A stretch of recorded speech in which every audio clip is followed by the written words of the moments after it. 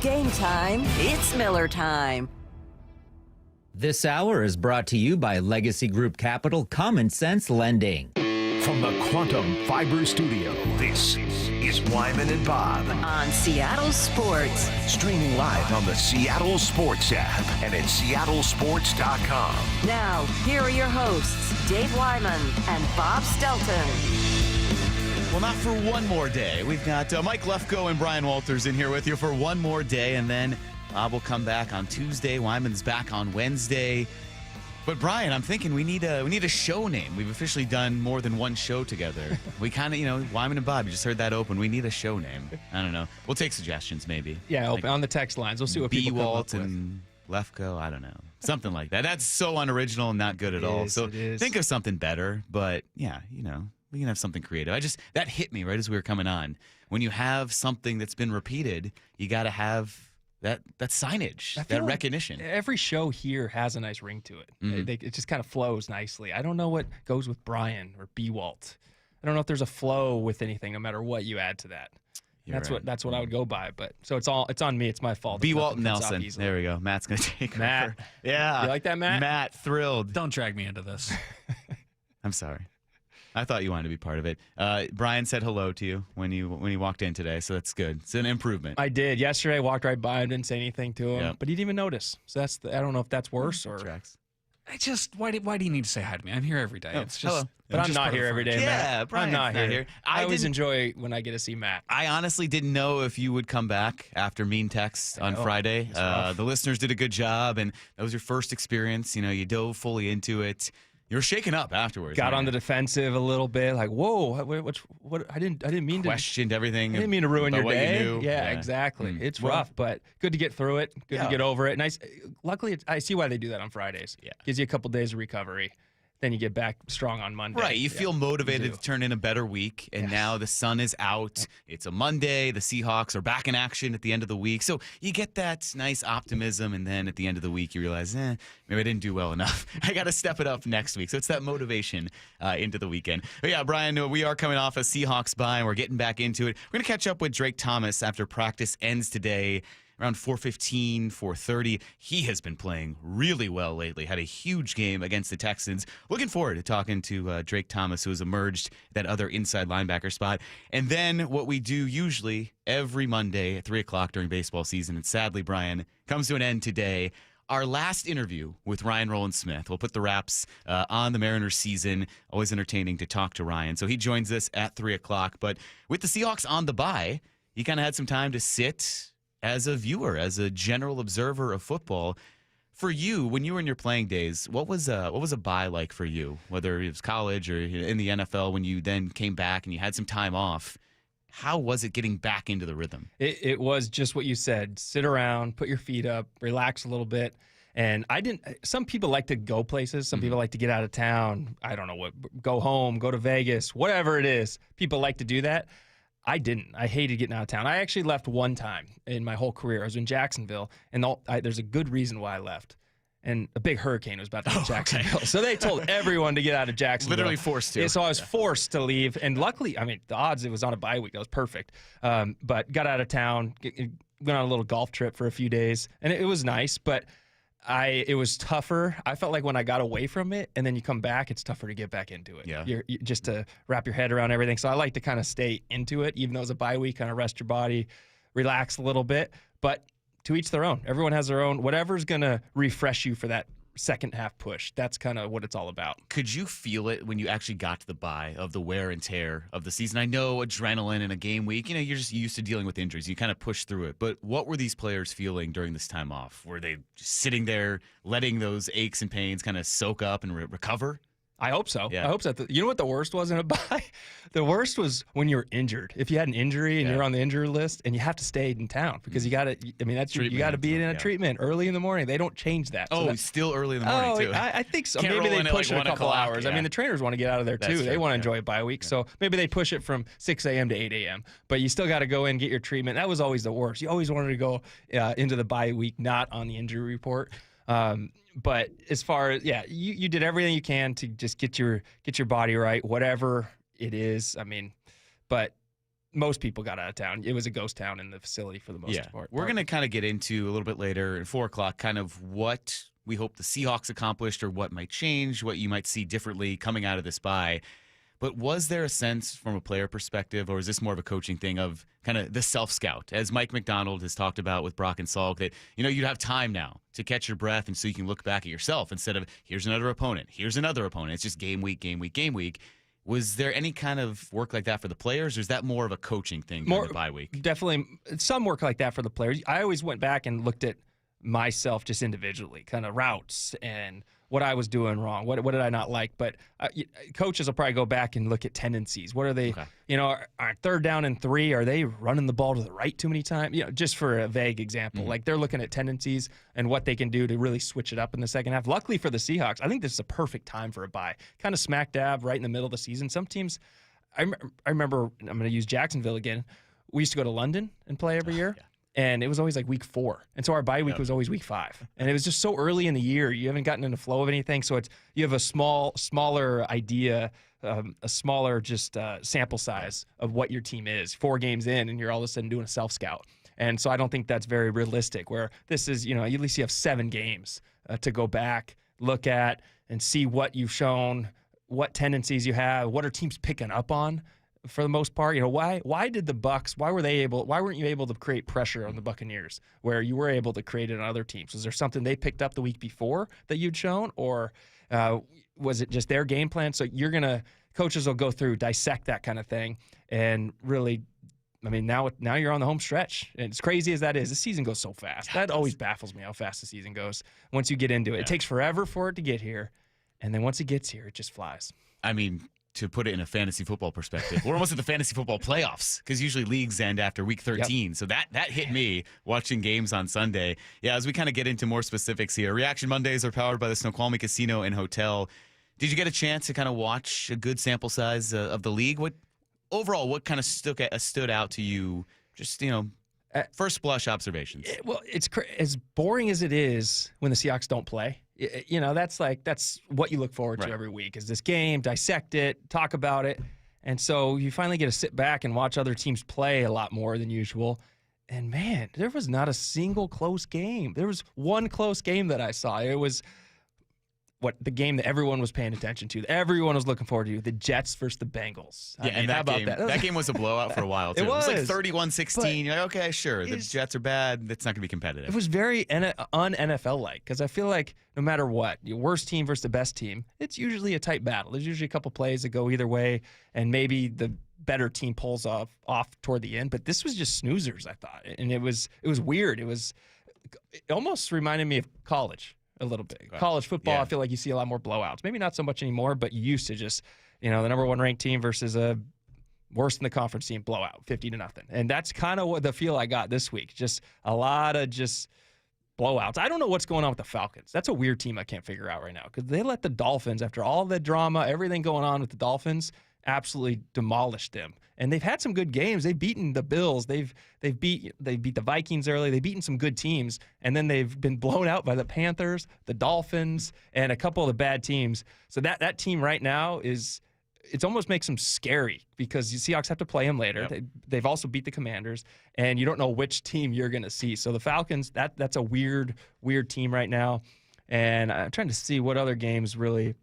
Patriots look like they're legit. Drake May is on fire, and that's fun. And Giants, a couple bad calls on their end.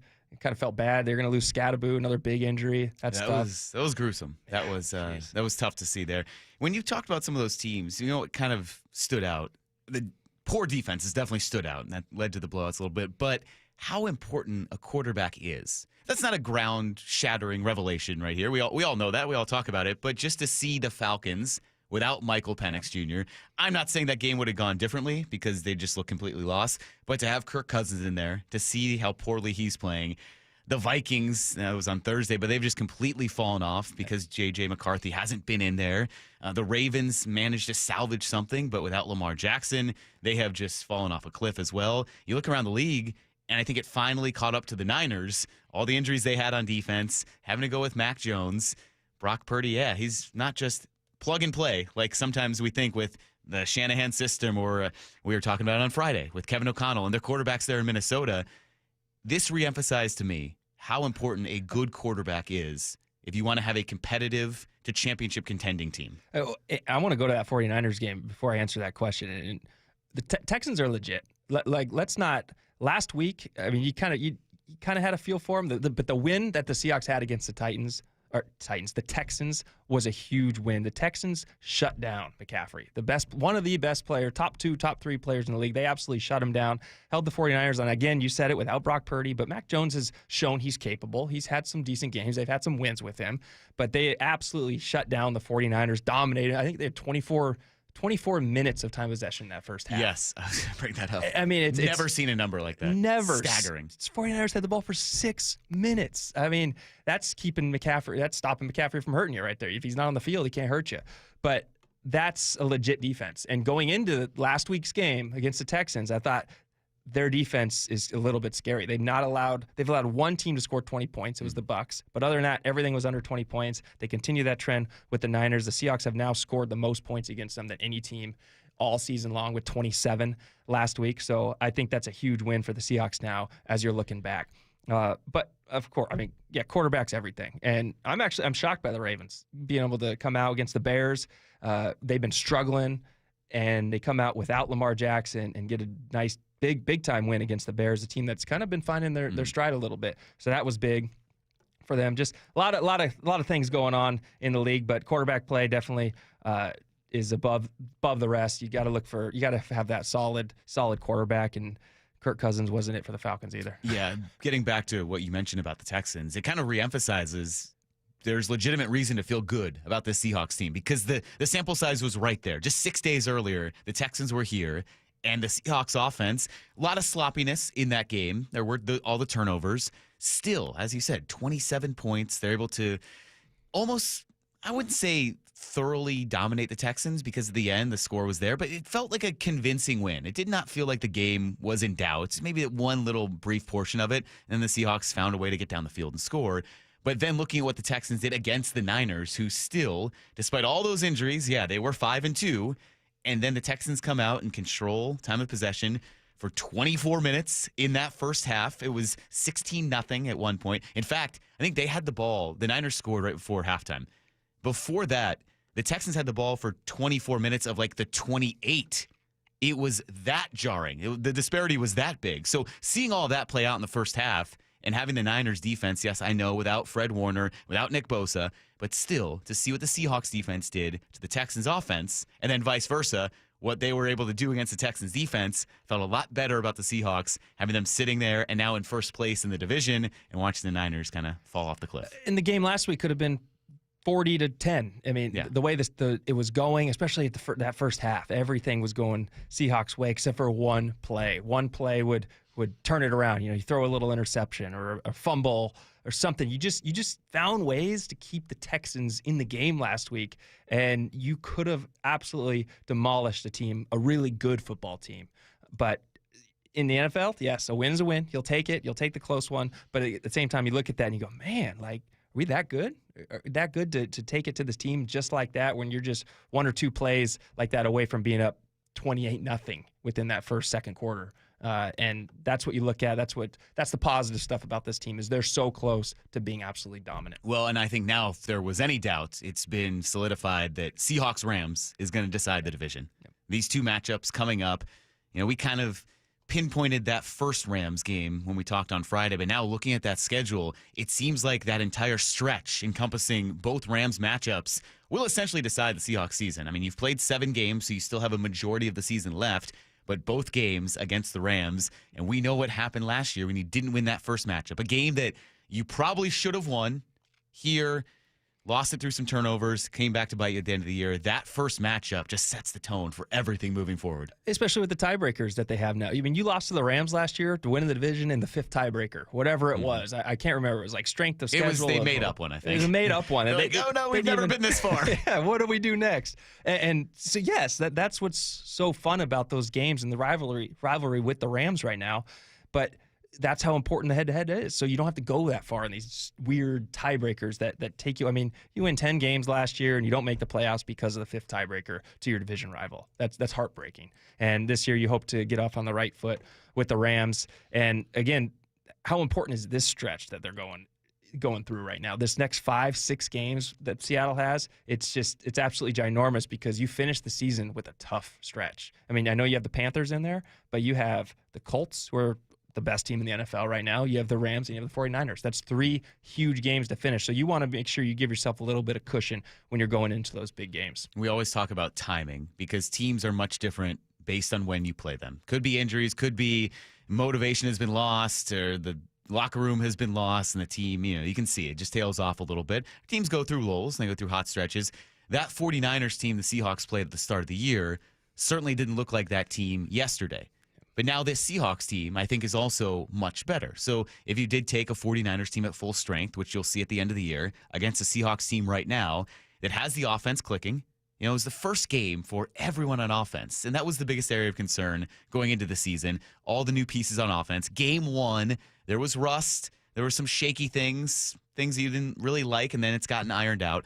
So to have an offense that has gotten things smoothed out and a defense that we have emphasized about what it could be when it's healthy, that's why I'm not too concerned about, okay, lost to the 49ers, how that equates to what they do against the Rams. Because this Seahawks team right now, looks much different than a team that even gave up a ton of points against the Bucs. So if they're coming into a Rams matchup fully healthy, fully clicking, I think this Seahawks team is probably playing like one of the best teams, not just in the NFC West. I would put them up there. I mean, I'm trying to think off the top of my head in the NFC, Lions, Eagles, that's it.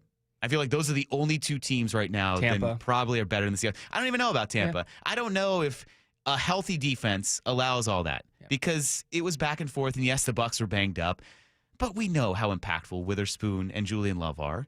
So at this point, okay, yes, the Bucs beat the Seahawks, but I still, going forward, I like the Seahawks more than any other team except the Eagles and the Lions.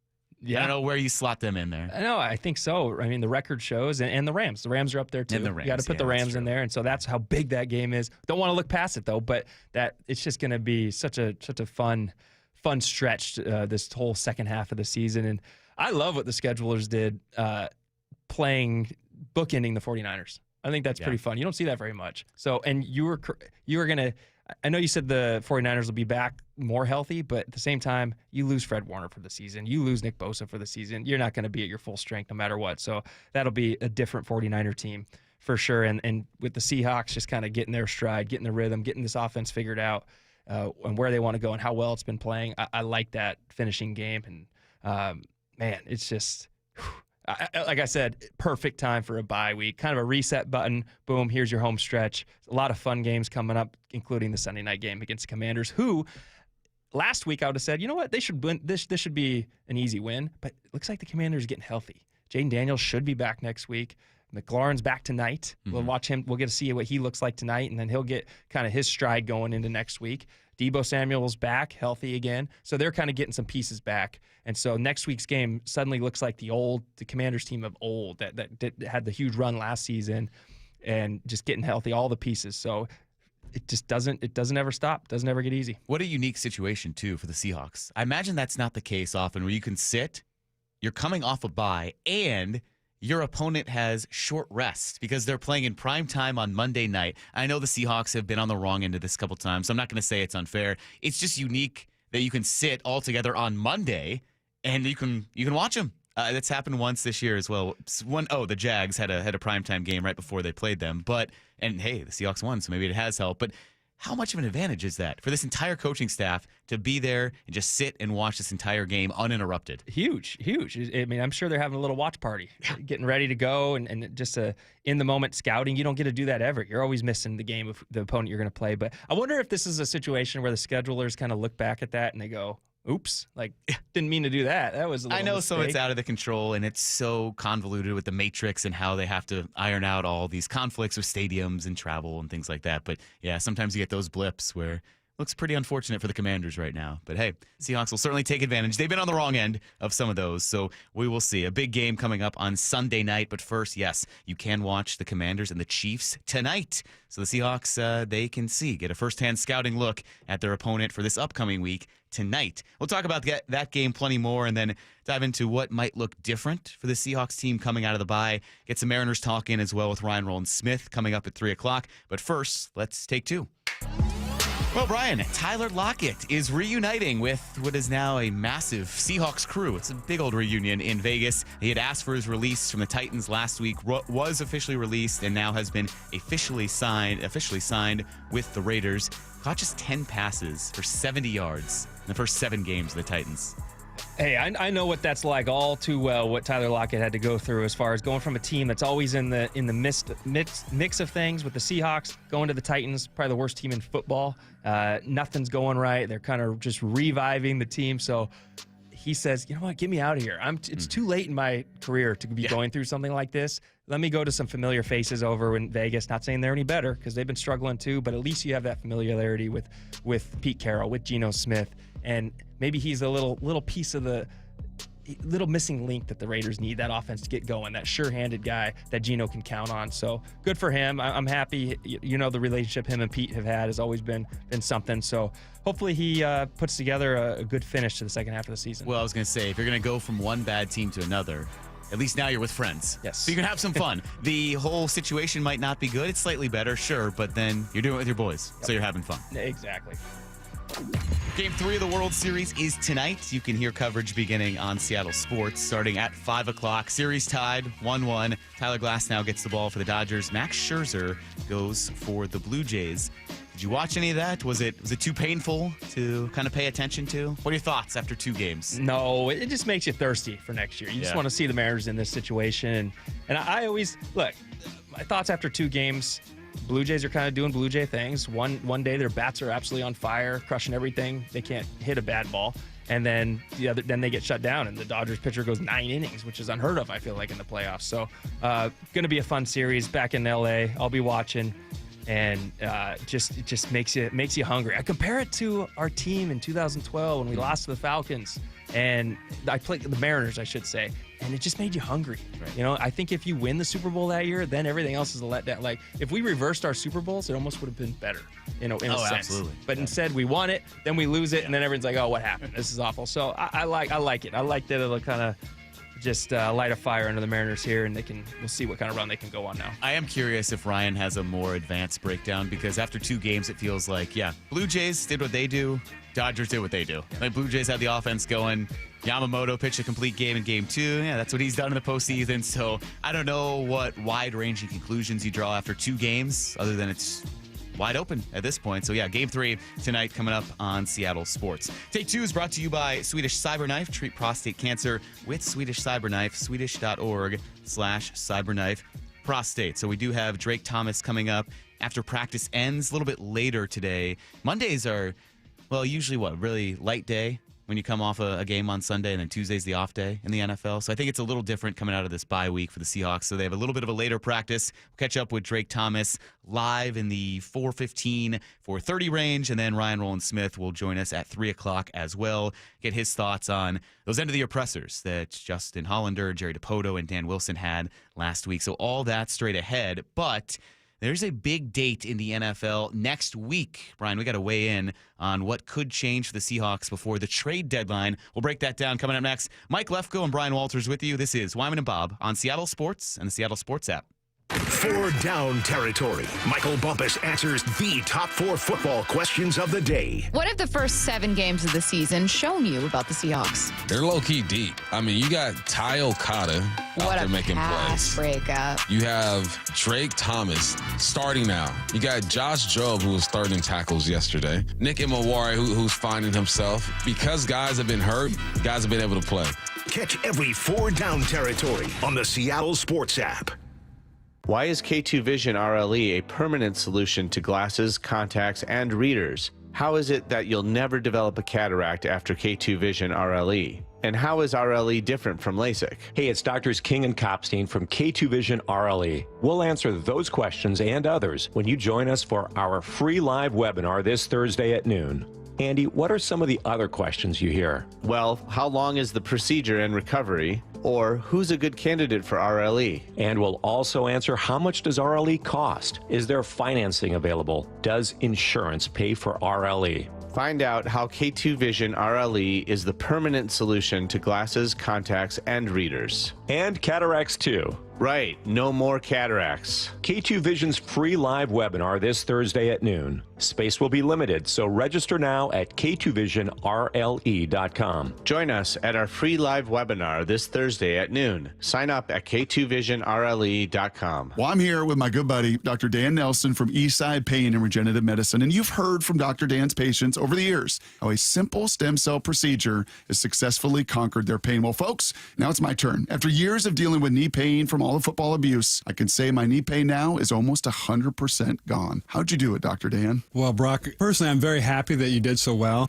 And your story is like so many of our other patients who come in, former athletes and non-athletes as well, who have come in with chronic knee pain, and they are looking for alternatives besides knee replacement surgery. And we're happy to provide this service. It's been truly a game changer for so many folks. It's just been a pleasure to be part of this. Consider Dr. Nelson, the only doctor with over 30 years of experience in pain medicine techniques, including stem cell therapy. I was in and out with a couple of follow-ups. It's a non-surgical solution to pain using your own stem cells. Consider stem cell therapy with Dr. Daniel Nelson, MD at 425-823-4000 or visit danielnelsonmd.com. That's danielnelsonmd.com. Nobody hooks you up like Popeyes. The Big Box is the reward that keeps on rewarding. Crack it open and you're greeted by 2 pieces of crispy signature chicken. Or if you want, 3 tenders, nestled in there with the 2 sides speaking to you most in this moment. You got that biscuit, and what are you waiting for? Dig right on in. That's feast mode activated.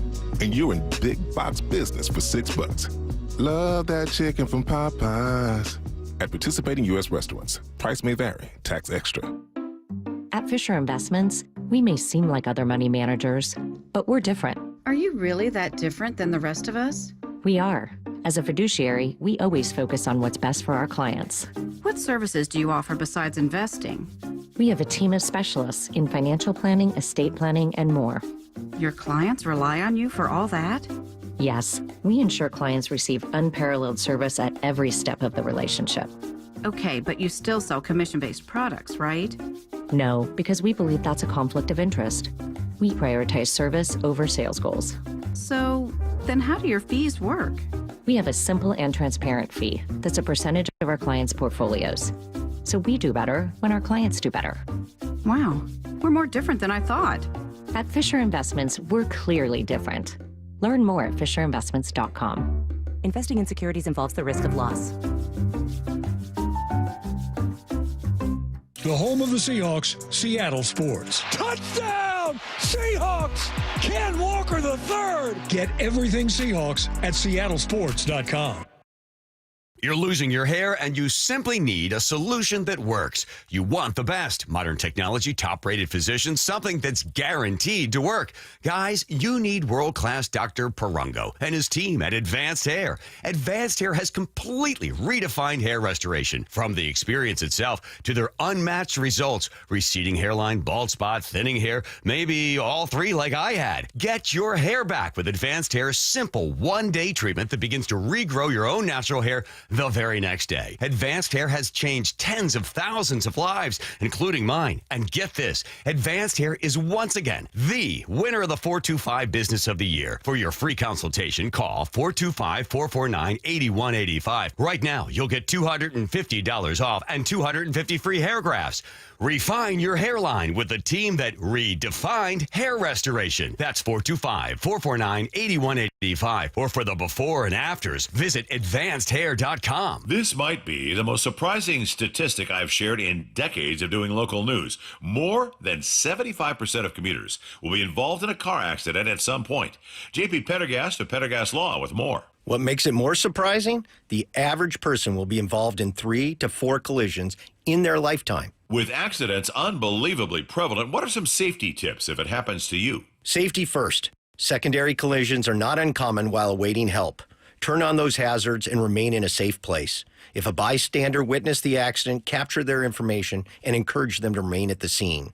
Seek medical attention immediately if needed, as delaying can be a costly mistake. Lastly, remember that statements made to police and insurance adjusters can affect your case. Collisions are more common than we'd like to think. If you find yourself in one, follow these helpful tips and then call my friends at Pendergast Law. If you or a loved one's injured in a car accident, call Pendergast Law. We can help. PendergastLaw.com. This hour is brought to you by Legacy Group Capital Common Sense Lending. Wyman and Bob. From the Quantum Fiber Studio Weekdays 2 to 7. on Seattle Sports and 97.3 FM HD2. We need your help. We're soliciting show name ideas. Mike Lefko, Brian Walters with you. We got one from the 206. Brian and the other guy. 360 says Nerd School Collective. There we go. I like that one. Let's just go with that one. Nerd School. Wait, where'd you go to school? Syracuse. Yeah, upstate New York. Yeah, Upstate New York Collective. I like that. Upstate New Yorkers. We'll find some We're getting alliteration with somewhere. that. So we're getting somewhere. Thank you. Thanks for the push in that direction. All right, we'll keep throwing ideas out there. But Brian, while we do that, we also have to talk about the fact that a week from tomorrow, November 4th, next Tuesday, trade deadline. Seahawks have made some moves over the past few seasons, most notably last year, and they brought in Ernest Jones, and it revitalized the defense, kind of changed the course of the season. So they've made some big moves. They also brought in Leonard Williams a few years ago.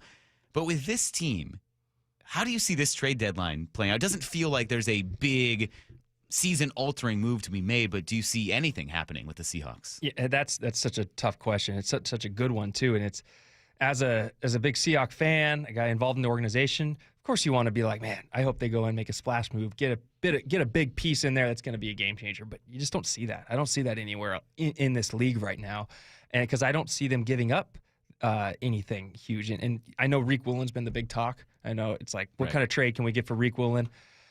I don't see that either. I don't, because I just don't think – I think teams are going to look at his recent performance. And again, I think he had a better game last week against the Texans. I mean, for starter, his recovery. Do you see his speed? C.J. Stroud threw that deep ball, and it looked like the receiver had him by 5 yards. Yeah. And he just took like 3 strides and was back. And it was an underthrown ball. I mean, that stuff you can't coach. Just the athleticism and what you see out of him, that potential. And I just don't think the Seahawks will get enough in return. And I think that's where I'm at with that. And the other position you look at is the offensive line. Can they get some more depth there? Can they get more of a consistent run blocker maybe at the guard position? And again, I think they've been playing pretty good. And I think it's tough to bring a guy in to learn a whole new scheme. And why not just go with kind of some guys that you have already? You've had such consistency at that position so far as not having to rotate guys, not having multiple lineups every single week like they were in the position last year. So I think there's something about continuity there, and let those guys play together a little bit more, get used to the scheme. So no, long-winded answer, I don't think you'll see a huge move from the Seahawks. Yeah, that would be the position, the obvious one to upgrade, offensive line. But Benjamin Solak of ESPN was on with Bump and Stacy last week, and they did ask him about that. If that is a spot where, hey, you need to upgrade, but is it feasible during the season? And he kind of said, well, you don't usually see that during a season with upgraded O-line play. Yeah, offensive line is one of the most rare positions we see dealt at the deadline. Typically, you're very correct to ask about it. When we see positions dealt at the deadline, it's more of the plug-and-chug spots. You will see corners and secondary players dealt at the deadline. You will see wide receivers dealt at the deadline, running back, edge rushers. Less frequent that you see defensive linemen, like you said, because of the chemistry that's necessary. Now, if I were in the room right now with John Schneider, and Schneider asked me, said, okay, so should we go for one or should we pass? I would say, well, let's go for one. Not with the belief that it's going to make us better in October and November, but in the belief it's going to make us better in December and January. Yeah, it's tough to see, though, how that could be a one-on-one trade. Because if we're kind of eyeing Riq Woolen, that's the example of a guy they would trade away.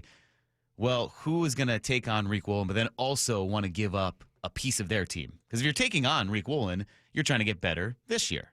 If you're acquiring draft picks, you're trying to get better for next year. We just saw the Titans made a trade earlier today. They traded Roger McCreary, one of their starting cornerbacks, to the Rams for a conditional 5th-round pick for next year. So anyone taking on Riq Woolen is going to send picks back. They're not going to give you a guard. So I understand the need, and we see it pointed out like, hey, you gotta upgrade, you gotta go solidify, like almost with the baseball trade deadline, where you go identify that position you need, you fill it, and you go all in. You go for the win right now. I think the Seahawks already have all the pieces in place, especially among this starting group where you're not going to find anyone impactful at the trade deadline because, hey, if they're good enough, they're on another team, and that team needs them.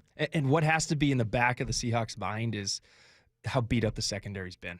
I mean, how are you going to go trade one of your best pieces when every single week you feel like you're bringing guys up from practice squad, you're making guys have to step up to fill in some of these roles of guys who are getting injured. So you want to hold on to as much depth as possible, in my opinion, at that position, because the way the season has gone, getting rid of one of them, it just makes you even thinner at that position. That's actually exactly what Daniel Jeremiah told Brock and Salk why he wouldn't trade Riq Woolen. I've seen his name bandied about a bunch. People have talked about, teams are in the corner market that he could be had.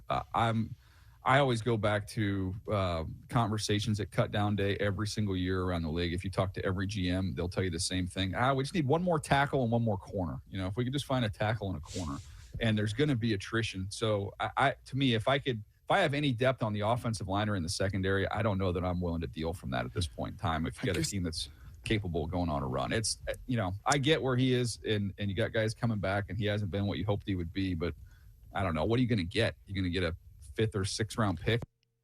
Yeah, that all makes sense, right? Exactly what you're saying. With the attrition, and we see it all across the league every single week, some key guy goes down. You have all these roster call-ups, all these practice squad guys getting called up.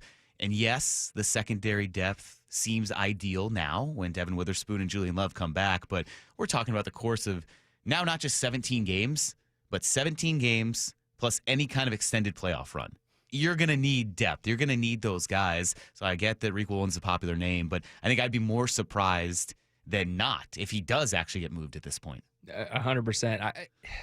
Depth, yes. Depth is the key word here. That you gotta love this depth because you've already had to tap into this depth so much. So if you take this roster, take this secondary without Riq Woolen, what's it look like? Well, you got Josh Jobe, Devin Witherspoon. Those are your two corners, probably playing every down.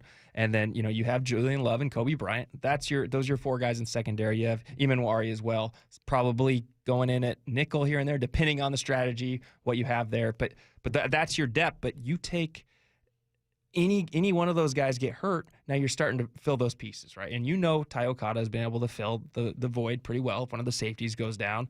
But the cornerback's what you look at. You've had a lot of guys there. You've had Nehemiah Pritchett try to fill in for that spot. You've had Shaq Griffin try to fill in for that spot. You've had a lot, but nothing really resonates like, all right, if Riq Woolen goes down, well, now we have Devin Witherspoon to fill that spot to play that.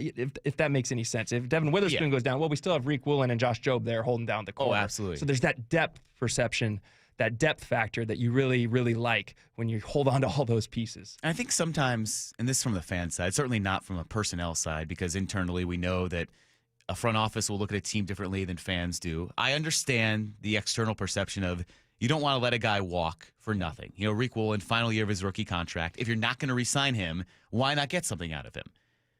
But what are you going to get? There's that thing. And also there's the sunk cost of, hey, he's a rookie contract. You have not committed significant money to him. Maybe it's a different conversation if you had paid him already. You had given him a big contract. You don't want to let him walk for nothing on this big contract he theoretically handed out. But he's in the final year of a rookie deal. That is nothing in the NFL. He's already here. You have a team that you feel like can contend this year. Don't trade it away for something in the future. And, hey, if you saw the return for Roger McCreary, a starting cornerback, a conditional 5th-round pick, is that going to help this Seahawks team, this team that's built to contend, that has all these pieces in place, already has an enviable crop of young rookies and guys that are coming up on your rookie contracts you have to pay anyway? I'm not sure what an additional 5th to 6th round pick does for this specific team that's sitting here at first place in the NFC West. And so what it comes down to me is, can Riq Woolen help this team win a Super Bowl? And to me, the answer is yes. This year. This year. Yes. Yes. Yeah. This year. Yes. Absolutely this year. Can Riq Woolen be the guy that helps this team win a Super Bowl? And the answer is yes. You've seen him make plays. I really am anticipating a big second half for Riq. And that will be, when we look back at this, we see a little playoff run, whatever this team blossoms to, which the sky is a limit for this team, the way this defense has been playing. I hope we look back and say, man, I am so happy that they did not trade Riq Woolen. Yeah, we'll see if we're having this conversation next Tuesday. Trade deadline is a week from tomorrow, so a lot to discuss as we hurdle towards that. But, Brian, I think we discovered, maybe we already knew this, but it was reaffirmed yesterday, there is one job in America that is the best job to have. It's an enviable one. It's tough to get, but when you get it, you are set for life. And that played out again yesterday. We'll get into that. Coming up next, Mike Lefko and Brian Walters with you. Wyman and Bob on Seattle Sports and the Seattle Sports app. ESPN senior MLB insider Jeff Passan with Brock and Salk. If you are in the Mariners front office, what are you spending your offseason focusing on? This feels like a beginning, not an end. I see this being the beginning of the best run in the history of this franchise. The sheer number of really good prospects that the Mariners have lead me to believe that they're going to be in this position again. Get more on the Seattle Sports YouTube page and the Seattle Sports app. We are well into the rainy season, Seattle, but it's not too late to get your roof replaced. Schedule your free estimate at 3treeroofing.com and get $500 off your roofing project this winter. Our certified technicians build a custom plan for your home, ensuring a worry-free installation even in the winter months. Replace your roof now while material prices are low and lead times are short. Stop wasting your time on costly repairs and Band-Aid fixes. Visit 3treeroofing.com to schedule your free estimate today and secure your $500 discount. 3Tree Roofing, your Puget Sound roofing experts. This Breast Cancer Awareness Month, choose care that puts you first. At Snoqualmie Valley Health, you won't wait weeks for a mammogram. Appointments are available now, just 30 minutes east of Seattle. Experience the difference with advanced 3D mammography and our new Breast Health Suite, designed for accuracy, comfort, and peace of mind. If you're 40 and older, yearly screenings are recommended, and no referral is needed if you haven't had a mammogram in the past year. Don't wait. Detect early. Schedule today at SnoqualmieValleyHealth.org. Change is always happening. It's part of life. And when it comes to music, change is all around us. Songs are rewritten. Classics are remixed. Bands and artists come and go. Even our taste in music changes. Here at Xfinity, we know there's still good in keeping some things the same. That's why we want to do our part with a 5-year price guarantee on our internet. It means no matter what changes, you get 5 years of the most reliable Wi-Fi with our best equipment included for a price that stays exactly the same. Surprised? Life is full of them.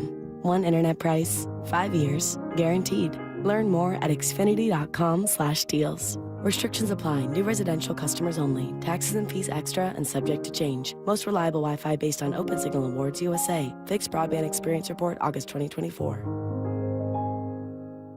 The stock market's on fire. AI stocks are performing at all-time levels. We hope you, like many of our investors, have taken advantage of it. A famous man once said, buy low, sell high.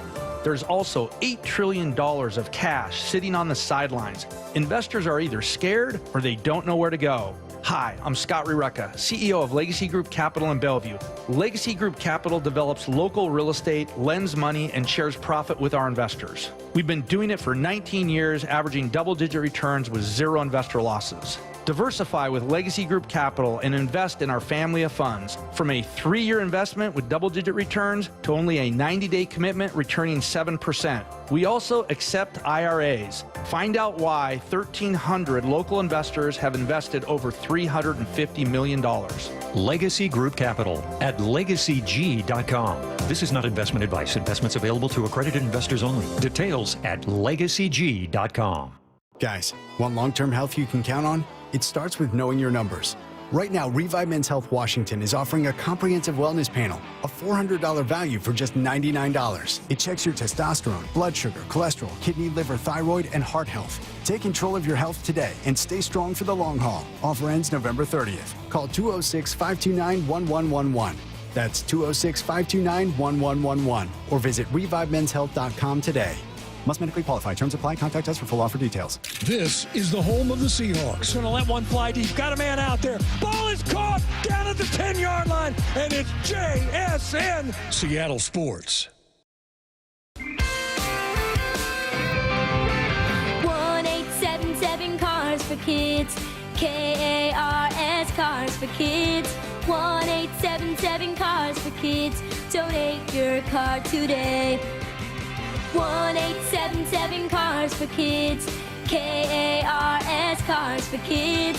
1-877-CARS for kids. Donate your car today. Ready to get rid of that old car? Donate it to Cars for Kids. Call 1-877-CARS-for-KIDS to reach a friendly live agent. Donation is super easy, and your car can be picked up as soon as tomorrow. Call us now, 877-CARS-for-KIDS. That's cars with a K to donate your car today. 1-877-CARS for kids. KARS Cars for kids. 1-877-CARS for kids. Donate your. Did you know you can donate real estate too? Go to carsforkids.org. That's carsforkids.org. You hear that? That's the sound of your business losing money. Legacy phone systems weren't built for today's teams. Quo, formerly OpenPhone, gives your business a smarter way to stay connected. Quo lets you manage calls, texts, voicemail, and contacts all in one place so that you can deliver a seamless customer experience from ring to... Need to take calls on the go? Quo automatically transcribes, summarizes, and highlights next steps from every call, so you never miss a detail. Need insight into what closes a sale? With Quo's AI call tags, you can instantly spot key topics like objections or pricing questions and use those insights to level up every customer interaction. And yes, you can bring your existing number with you for free. Keep your team in sync and your customers happy with Quo. Quo. No missed calls, no missed customers. Try Quo for free at quo.com/sports and get 20% off your first 6 months. That's quo.com/sports. QUO.com/sports. Wyman and Bob. From the Quantum Fiber Studio. Weekdays 2 to 7. On Seattle Sports and 97.3 FM HD2. All right, Brian, I have some advice for all the parents out there. I know this is going to sound strange because I don't have any kids, but I think it's obvious that if you're a parent of a young child, you should not be coaching them to become a football player or a baseball player or any sport. No, don't have them going to sports. Train them at an early age to grow up to be a fired football coach because it's the most lucrative job around. And we saw it play out again for the, fourth or fifth time this season at one of these major schools. Brian Kelly yesterday fired at LSU despite having a $54 million buyout. James Franklin earlier this year, his was absurdly big. Despite taking Penn State to the semifinals of the college football playoff a year ago, fired in the middle of the season. You also have Florida open. Billy Napier was fired. 9 Power 4 head coaching spots right now are open. And there's still a college football season going. Florida, Penn State, LSU, Virginia Tech, Arkansas, UCLA, Oklahoma State, and Stanford. It is absurd that schools are just willing to say, you know what, we're going to pay whatever it takes to get rid of a head coach. Crazy. I mean, absolutely bizarre. And now they're just, I mean, lack of a better term, they're chilling. I mean, it's James Franklin, what was left on his contract, or what was the buyout? 60-some million? It was something in the 60s, and I already forgot because now we have the Brian Kelly news. And I know there's a clause there where if he gets another job, they got to pay some of it or some of that salary. But at the same time, it's like, man, like the fact that Oh, sorry, only 49 million. So Brian Kelly's was bigger. Brian Kelly's was $54 million with Brian Kelly. But the fact that schools are saying you are less valuable, or you're firing you is more important to us than $54 million. And over like 7 years or something. Over 7 years, over but a good chunk of time. Still, it's still, I mean, just a guarantee for those coaches. And I don't know, I look at it and we kind of talked about this at break, and I don't know how good of a take it is, but I'm going to stick to it, that just think about, I mean, Brian Kelly has proven himself. He's proven he can be a good coach. He's proven he can make a run, right?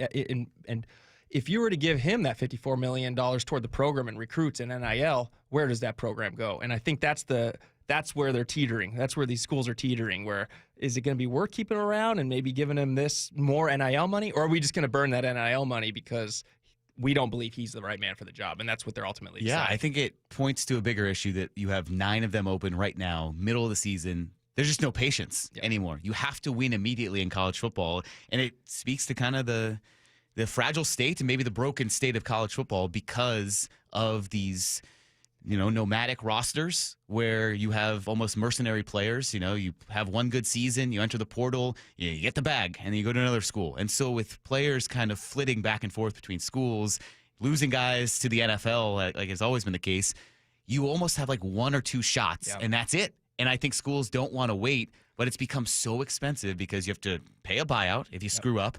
You have to pay the next head coach, by the way, which gets lost in the mix a little bit. I mean, the reports are out now that, hey, not just $54 million to Brian Kelly, but obviously you're paying a new head coach. So the total cost for LSU estimated to be $100 million to go through this whole transaction. So you have all that, and then the added costs of paying players. And you are now literally paying players. So a team like Ohio State, who won the national title last year, we saw them here a few weeks ago in Seattle. They have a $25+ million roster, and that's just this year.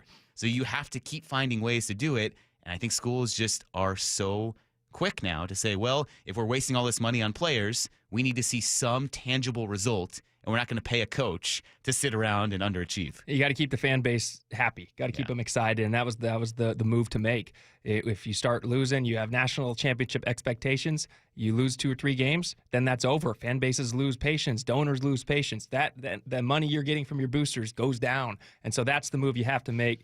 You know, one interesting thing I look, it's just, could you imagine? This is not necessarily about the money, but kind of being Deshaun Foster. That you go 0-4.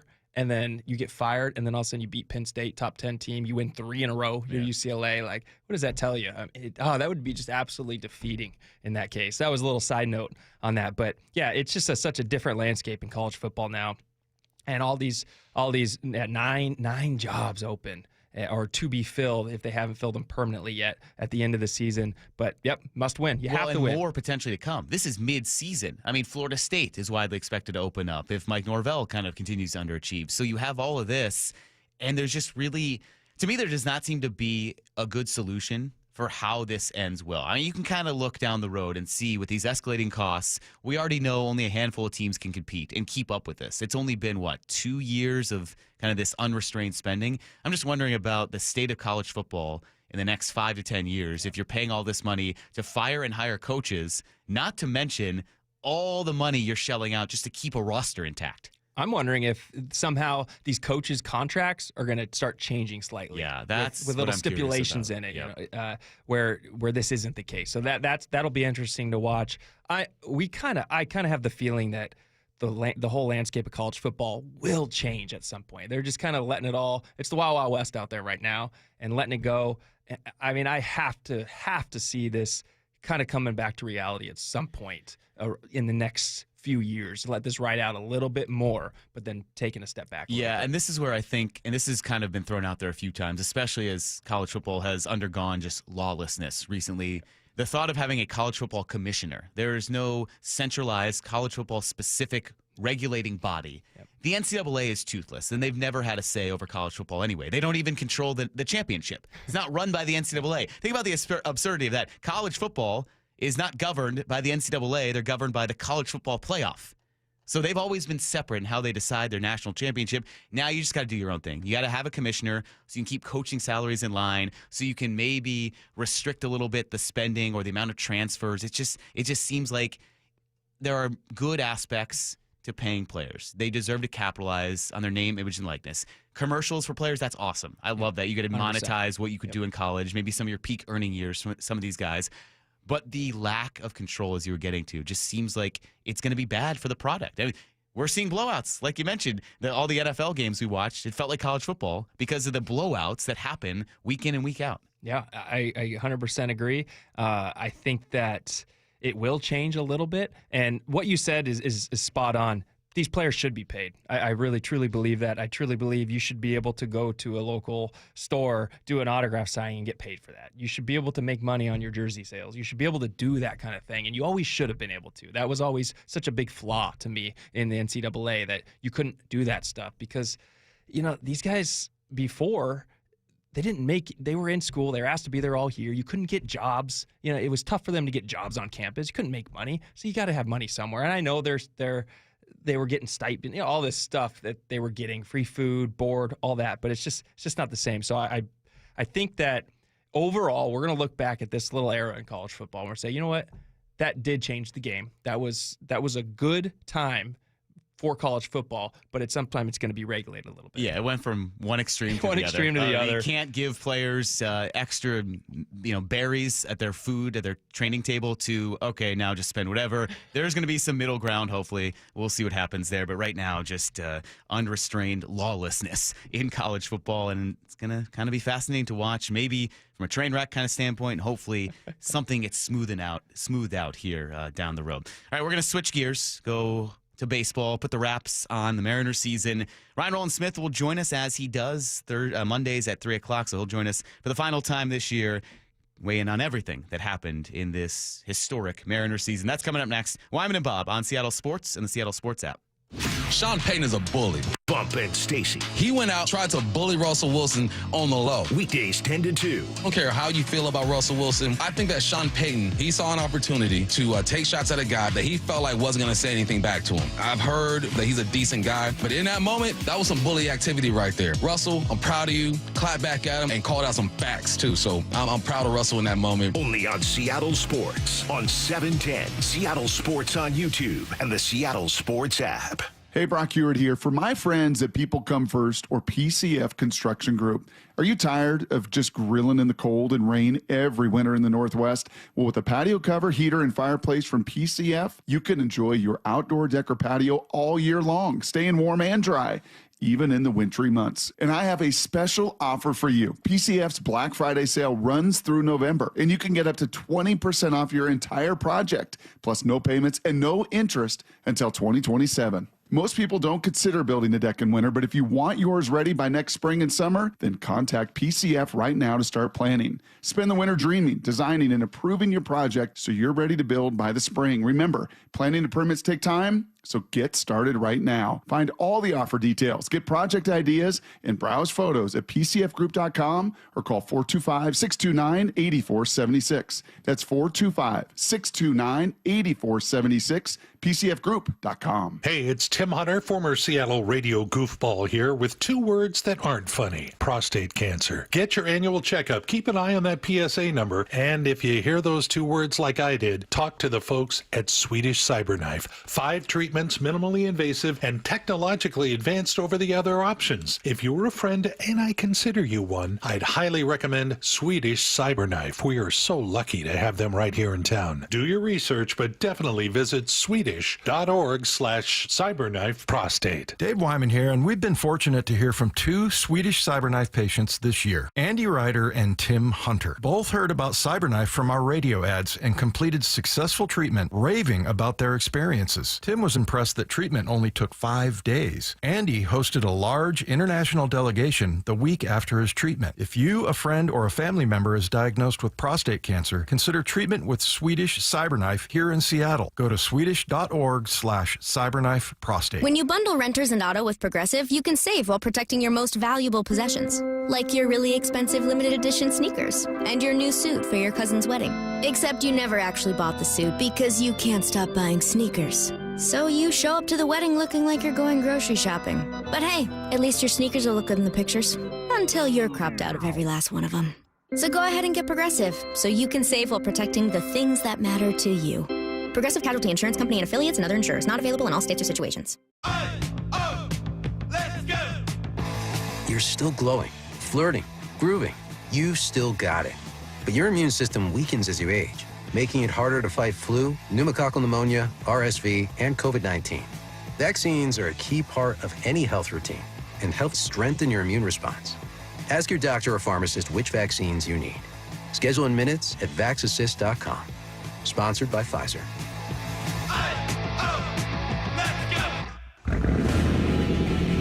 Keeping your engines healthy means protecting them in season and out.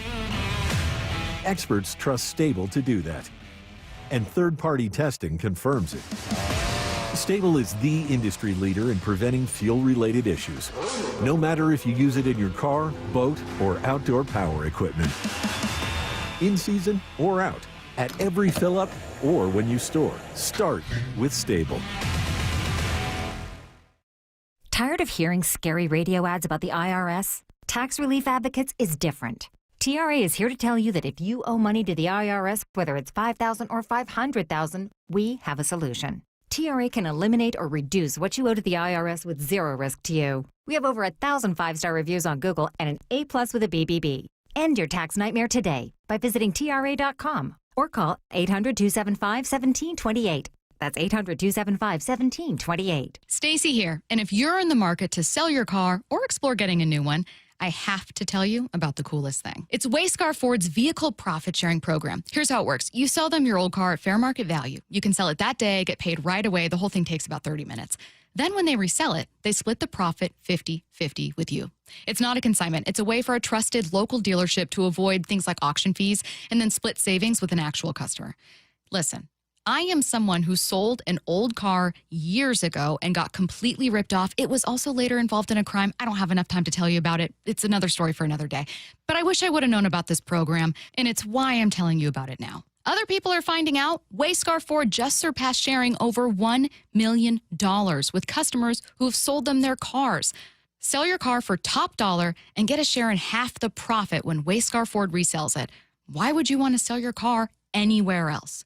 WayscarFord.com. That's WayscarFord.com. Let's go! This is Seattle Sports. Streaming through the Seattle Sports app. KIRO AM Seattle. KIRO FM HD2 Tacoma. Home of the Seahawks, Mariners, and everything Seattle sports.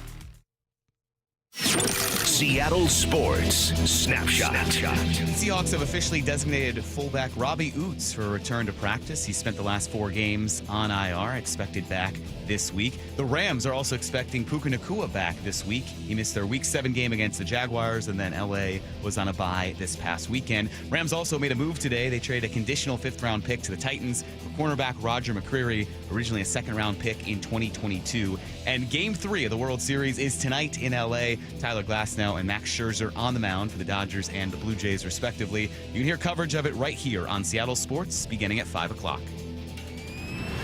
Snapshot, brought to you by Miller Lite. When it's game time, it's Miller time. This hour of Wyman and Bob is brought to you by K2 Vision RLE.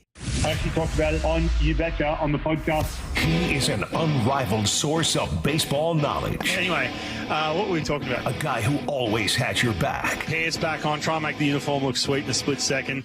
Come out, and I'm trying to open the door. I'm like, what the? And I said, listen, buddy, put your babysitting shoes on because Dad's going out for Father's Day. You got to watch Top Gun. You guys don't listen when I speak. I'm talking to a brick wall right now. Ryan Rowland-Smith, every week with Wyman and Bob. That's the open right there. Oh, we love doing this every Monday during the season. Today, Mike Lefko, Brian Walters, and our guy, Ryan Rowland-Smith. Ryan, first of all, how does it feel that neither Dave nor Bob could be bothered to join you on your final interview? How about that? Where are they at? What's going on? You know, there's a little football thing happening, so they took this week off. Whatever. This is more important.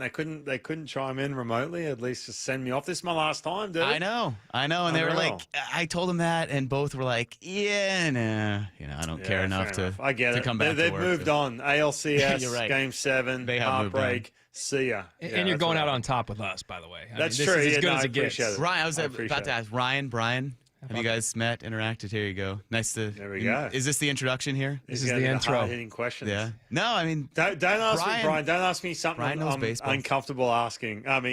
How's your Seahawk knowledge? Oh, dude, ask Left Guy about that when we get off. I was gonna say before we do get started. So Brian and I were talking before the show, and we've realized you now have someone else who's better than you at pickleball. Oh. Because Brian is very good at pickleball. And I told him, you've been ducking me for almost 5 years. Okay. So now we really got to get a tournament going. It's been 5 years. He's starting us off a little rivalry right now already. Just hey, Lefko, listen, and just a fair warning here. I actually went and saw something about my knee. Remember I told you about my little knee injury I'm dealing with for the last couple of years?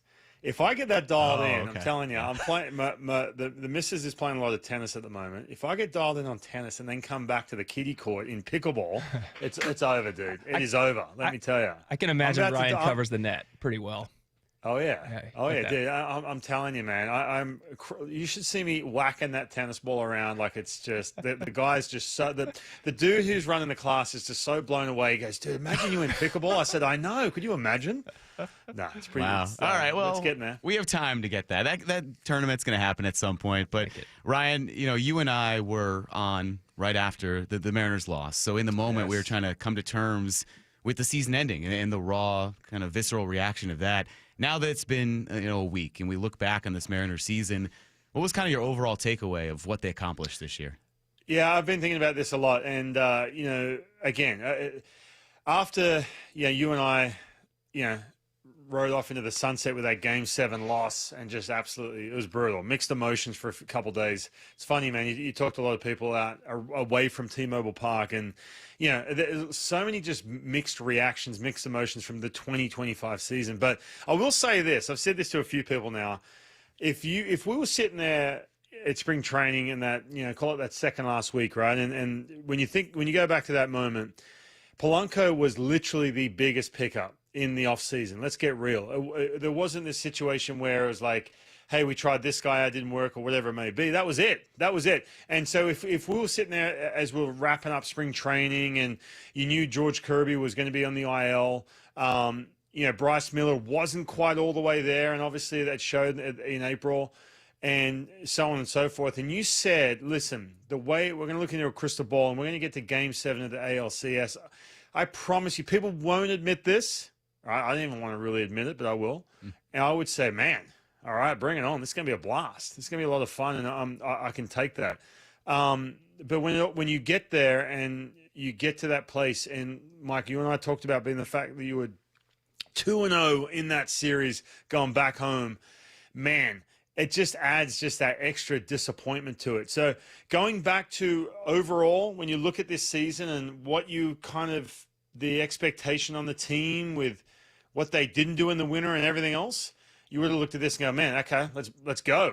However, there's just a couple little extras because you always look back, man, they were 2-0 leaving Toronto. They were this, they were that, and whatever else. So overall, honestly, it was a magical year. I had so much fun. The ending, though, is you and I were sending everyone off on that radio post-game. It's rough, man. I think it's going to be mixed emotions for a while now. Hey, Ryan, we're kind of keeping on that recap of the season, and more on a lighter note, if you were to go back through the whole season, can you kind of pinpoint one of your favorite moments, like where you're in the booth, you're calling a game, you're talking about a game, you're like, that was something awesome, that was special. Can you pinpoint a moment like that? Yeah, that Astros series, because going into that road trip, first of all, they went to Kansas City before that, and we were talking about, everyone was kind of like geared up on that Astros series, and we're like, hey, dude, you still got to like take 2 or 3 from the Royals. I know they're like tanking at the moment, but they were in there for a little bit. And then you got that Sunday. I remember me and Goldsmith sitting there going, man, okay, this series is going to be massive. You got Brian Wu. All right, what's he all about? Because he's having an unreal year as he did. But you get to that place where you got to take care of Game 1. Then it was that playoff feel. We had Jay Buhner in the booth as well. He kind of transitioned from going from Jay Buhner telling stories which are absolutely epic to all of a sudden getting dialed in on the present, what was happening. And we're having so much fun, man. And the way Brian Will obviously came out in that 5th, which was pretty obviously devastating even towards, we talked about ALCS, losing him. But then seeing George Kirby come back on that Saturday and just dominate. And that, to me, it was so much fun. And just watching some of the elements, too, like the catch from Robles, watching Cal go deep in Houston. Just so many different things about that series. That was the most fun. And everything, and just I'm already missing, calling games and just the style of the game where you just, I love telling stories. If you can't tell, Brian, by the way, I'll just go down a rabbit hole here if you let me. But just getting so just keyed in on what was happening in front of us, man. It was so much fun. And it just set off that Rocky series right after. But that was the moment for me where this team was just, everything was happening. The trade, the moves at the trade deadline were coming to fruition. Watching Gino hit a home run in that series, watching Julio go off, all the things that 2025, which made that season so magical, are starting to come to fruition in that moment.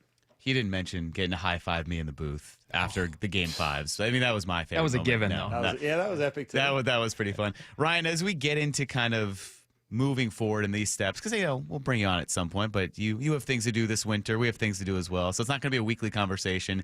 So as we look at, okay, how do they sustain this? Those 3 big names there, Suarez, Naylor, free agents, Polanco expected to decline the player option. When you look at those 3, should they bring all 3 back? And do they have to? What do you think happens with all 3? I know Naylor's, that's got to be the priority. But when it comes to all 3 of these guys, do they need to bring all 3 back? Or how would you kind of put the the levels of priority for those three as a whole? Well, yeah, first of all, you mentioned Polanco. It's a mutual option, but it comes down to the Mariners will say, hey, listen, we obviously want you back at a lower cost because that's how they got him. And then he will decline that because he's had an amazing year. I mean, he finished so strong as well, and he's healthy. So that's going to be tough. And depending on where Polanco wants to do it, look, sometimes it comes down to a place. I'll start with him, first of all, with Polanco, where are you comfortable here? Yep. Are you comfortable? He was comfortable doing the deal where it's a 1-year mutual option. I know he's coming off a down year, but it's just going to cost them. This is what you got to factor into. And this is, and I'll get to Naylor and I'll get to Suarez in a minute. But talking about Jorge Polanco, you've got to ask yourself, all right, if you are going to take him on, he has a lot of leverage here coming off a good year and a big part of the playoff push and what have you. You've got to ask yourself, okay, are you comfortable, not so much financially, everyone talks about, they're going to pay players. Are you comfortable with the extra year it's going to cost you too? If you've got a guy in Polanco where all of a sudden that knee starts to play up again and then you're carrying a player that we saw last year, that's kind of the risk. Are the Mariners comfortable in doing that? Sometimes not sometimes, you always hear about this, but sometimes it's more valuable, as we're seeing now. You get done with the ALCS, and you're looking at this core group of players and saying, all right, we have this really good farm system. We have openings here where we can start to move some guys around. You've got Colt Emerson right on the verge as well. We want to clear some space for him because they're so high on that kid coming up, and he's going to be a really good player. He's gotten better and better every year.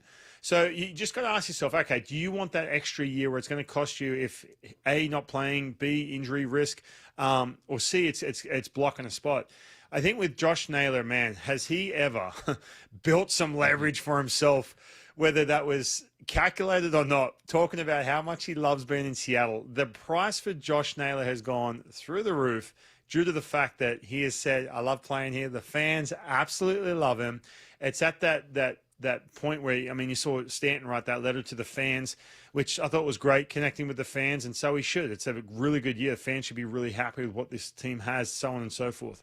But now all of a sudden you're looking at this Josh Naylor saying, all right, you are so invested in building a farm system, drafting and developing players, and you do such a great job. The draft has been epic the last 5 years.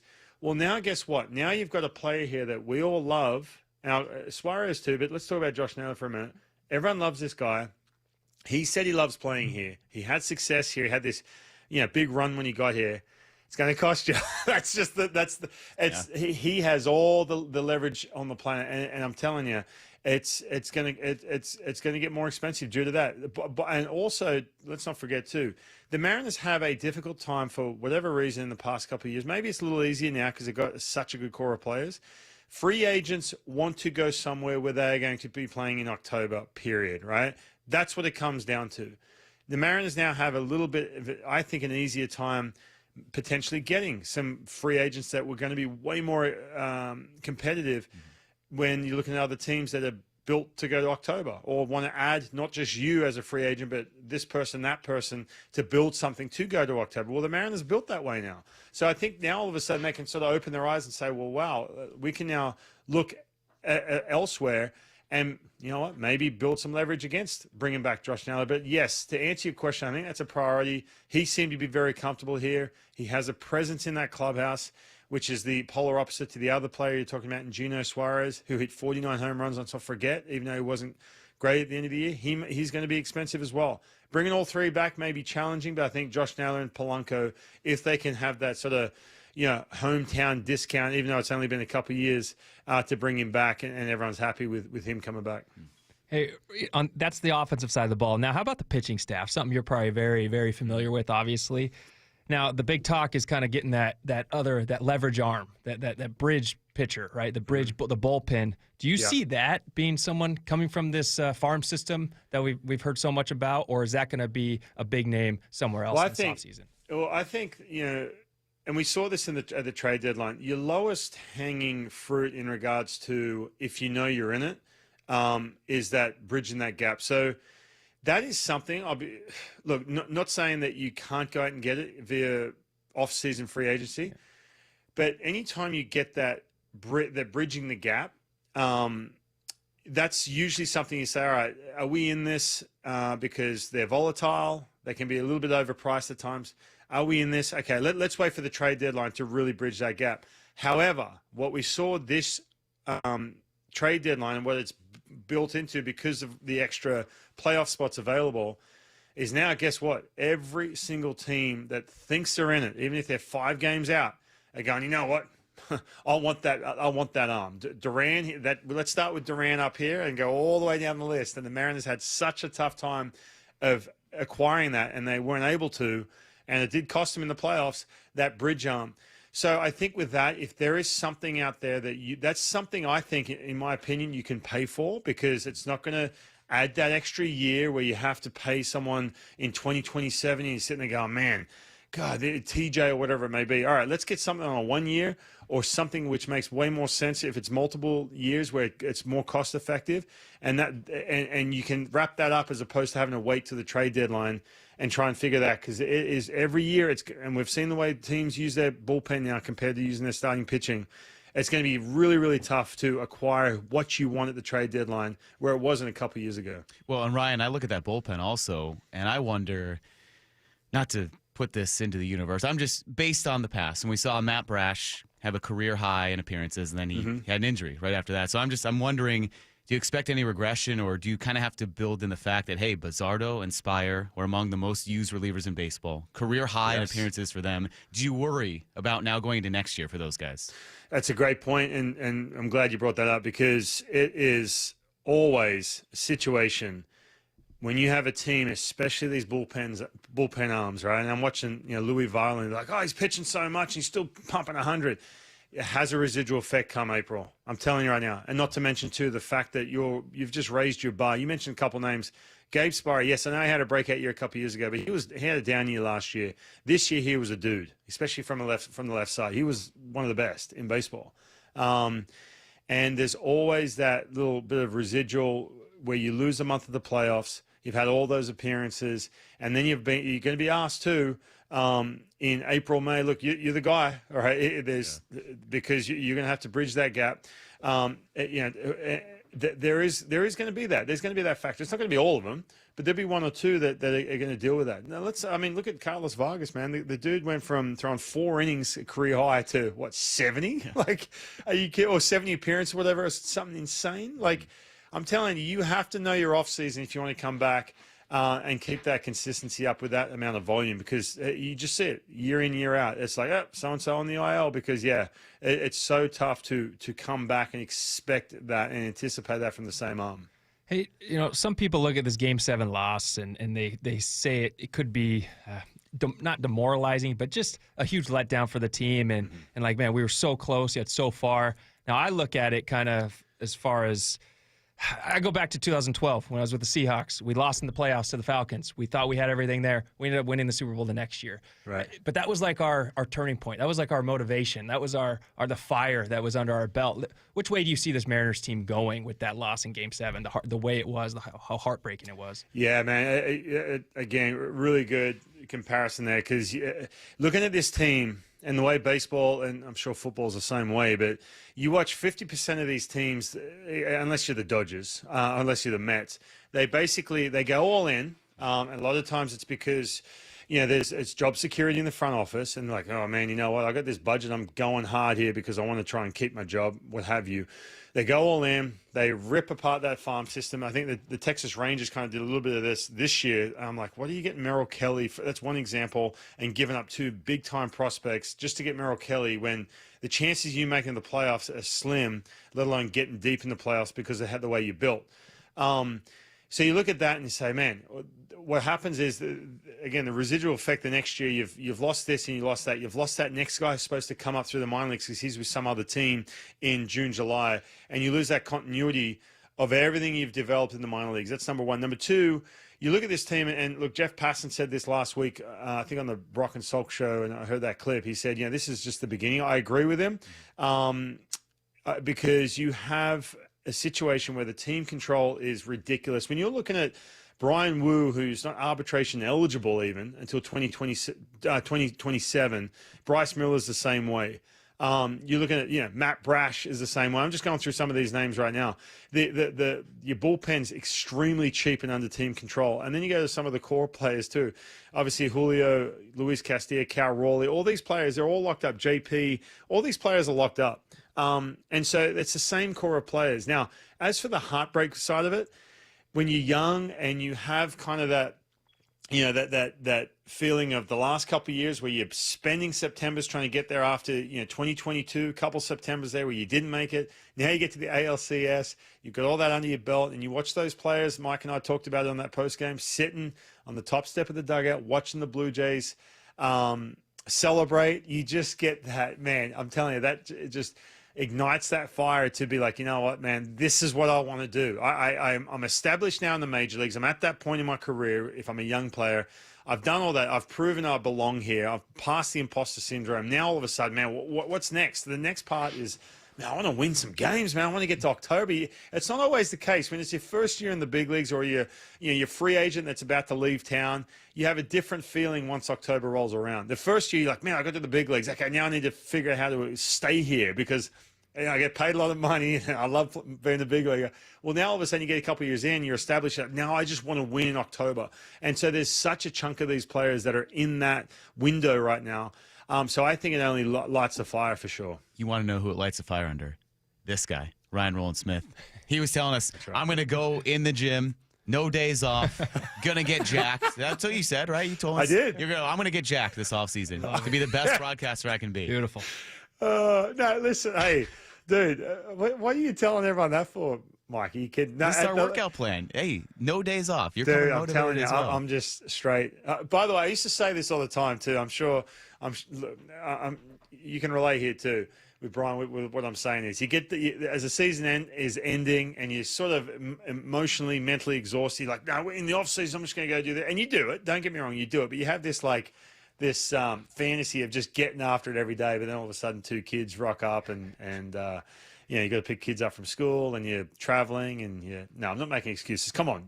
I'm telling you, Lefko, I'm getting after it, dude, every day. I'm impressed. I just had to give you some kind of good nature back and forth because this is our last one. You spend That's every true. Monday talking to a guy, you do some post games. I'm gonna wait till we hit the break. I'm gonna shed some tears though, Ryan, after this conversation. I appreciate that. So You'll be crying too when you hit that pickleball court. Once I get this knee right, I gotta get this knee right. That's what I need to do this off season. I was gonna say a lot of that training is probably pickleball. Yes. Just get ready for that big pickleball game. He's getting stronger to beat me in That's pickleball. right. So at some point that'll happen. But Ryan, seriously though, this is always a lot of fun. I know Dave and Bob send their best as well. So great conversations. We thank you for every Monday at 3 o'clock. No, it's been fun. I'm looking forward to 2026. Let's go. Yeah. Hey, and it'll be back here sooner than you think because the season went longer than it ever has for the Mariners. So a few Brian, months great away. to meet you, man. Hey, great to meet you too. We'll get it all in public here. We'll have a pickleball tournament with the 3 of us. There we go. At some point. We'll all meet up in person. But yeah, Ryan, thank you. Enjoy the off season. We'll talk to you again some point down the road. Sounds good. All right, there's our guy, Ryan Rowland-Smith. Our weekly conversation with Ryan Rowland-Smith is presented by Mazda of Everett. Brian, we were talking about this on the post game as well. And I'm sure it was kind of the same in the football season too. Just the abrupt nature of a season ending. When you go for so long, you go through an entire season, you go into the playoffs. Wyman talked about this too. You get to the playoffs, all right, here we go, and it's just over. And it must be tough to deal with something like that when it does just all of a sudden come to an end. Let me just say this. You would much rather just come to an end like that, not knowing when it's going to come to an end, than being a team that's 3-13 and you've already been planning your offseason halfway through when you just know when the end is. So, there's give and take for all that. But yeah, for example, that Atlanta game's that exact same feeling. We're up by 1 with 30 seconds left. We're like, all right, we're going to continue, and then just like that, field goal at the last second, season's over, no more, and you're flying home and preparing your offseason. It comes quick.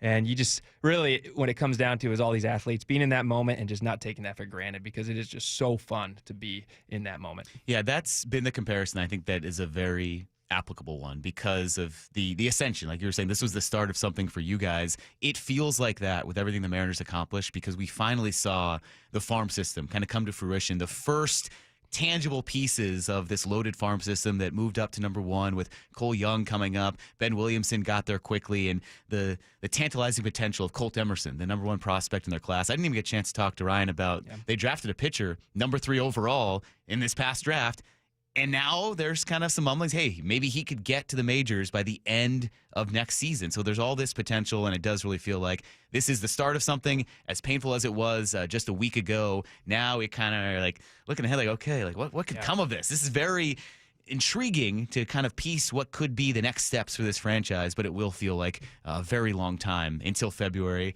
in some form. And then all of a sudden, the season will be over for football. It'll be dark, it'll be cold, it'll be baseball, spring training once again. So we have a ways to go, but we are getting there slowly but surely. Our thanks to Ryan Rowland-Smith. Been a lot of fun talking to him all season long. When we come back, though, we will get back to the Seahawks team and where they fall, kind of amongst the best, not just in the NFC, but maybe amongst the best teams in the NFL right now. Mike Lefko and Brian Walters with you. Wyman and Bob on Seattle Sports and the Seattle Sports app. Hawks Live. Presented by the Dining District at the Bellevue Collection. Thursday nights from 7 to 9 p.m. Live from Bellevue Square's center court. Come on by and join hosts Michael Bumpus and Paul Moyer and a different Seahawks player every week. This should be fun. Hawks Live. Thursday nights from 7 to 9 p.m. Exclusively on the home of the Seahawks. Seattle Sports on 710 and the Seattle Sports app. New siding doesn't have to break the bank. We offer affordable options that add value and protection to your home. This is Justin Shirley, CEO of State Roofing and Exteriors. And while we're at it, ask about our roofing, windows, decking, and gutter services for even more savings. Call 866-ROOF-ROOF or visit stateroofing.com today to schedule your free siding inspection. State Roofing and Exteriors, held to a higher standard since 1968. State Roofing, the best roof you'll ever need.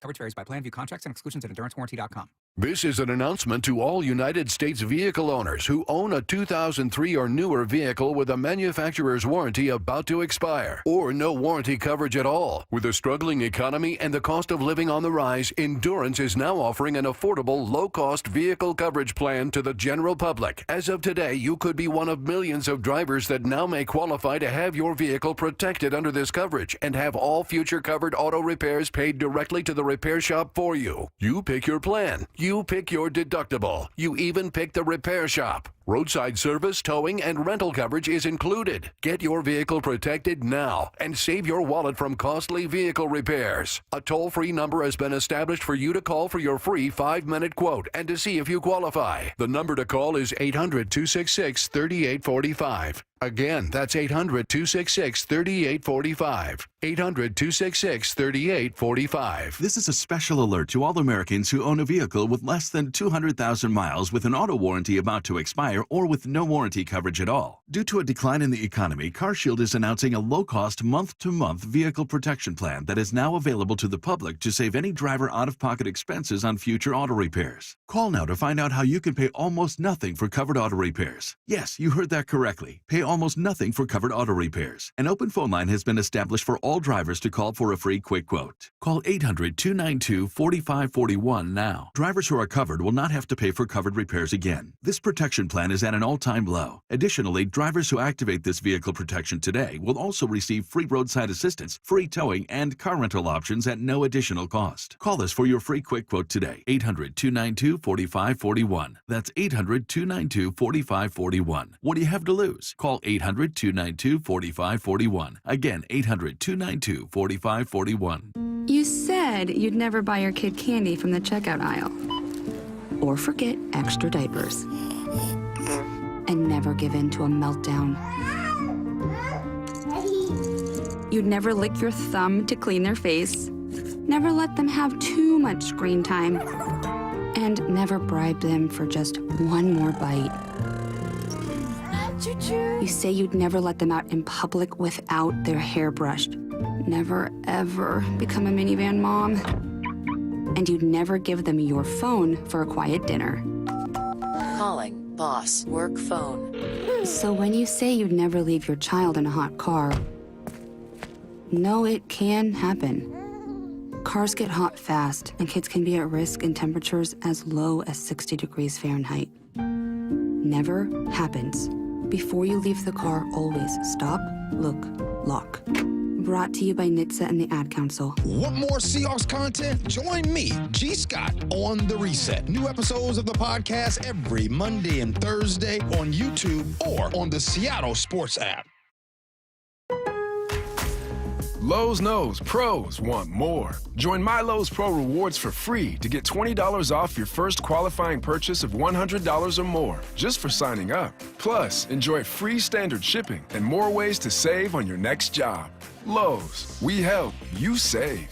Offer valid for new members only. Not valid with any other discount. Free standard shipping not available in Alaska and Hawaii. Exclusions and more terms apply. Loyalty program subject to terms and conditions. Visit Lowe's.com/pro-loyalty for details. Subject to change. Well, I'm here with my good buddy, Dr. Dan Nelson from Eastside Pain and Regenerative Medicine. And you've heard from Dr. Dan's patients over the years how a simple stem cell procedure has successfully conquered their pain. Well, folks, now it's my turn. After years of dealing with knee pain from all the football abuse, I can say my knee pain now is almost 100% gone. How'd you do it, Dr. Dan? Well, Brock, personally, I'm very happy that you did so well. And your story is like so many of our other patients who come in, former athletes and non-athletes as well, who have come in with chronic knee pain, and they are looking for alternatives besides knee replacement surgery. And we're happy to provide this service. It's been truly a game changer for so many folks. It's just been a pleasure to be part of this. Consider Dr. Nelson, the only doctor with over 30 years of experience in pain medicine techniques, including stem cell therapy. I was in and out with a couple of follow-ups. It's a non-surgical solution to pain using your own stem cells. Consider stem cell therapy with Dr. Daniel Nelson, MD at 425-823-4000 or visit danielnelsonmd.com. That's danielnelsonmd.com. This is a message worth listening to. Our friends at Mazda of Everett always offer you their best deals. Mazda of Everett is the West Coast's largest Mazda dealer for a reason. They sell more new Mazdas than any other dealer on the West Coast, offering you their best deal every day. Shop over 300 new Mazda CX-5s with 0.9 financing for 60 months, available on approved credit. Located on Highway 99 in Everett, or shop MazdaofEverett.com. Based on Mazda USA's retail sales reports 2025. This hour of Wyman and Bob is brought to you by K2 Vision RLE. Wyman and Bob. From the Quantum Fiber Studio. Weekdays 2 to 7. On Seattle Sports and 97.3 FM HD2.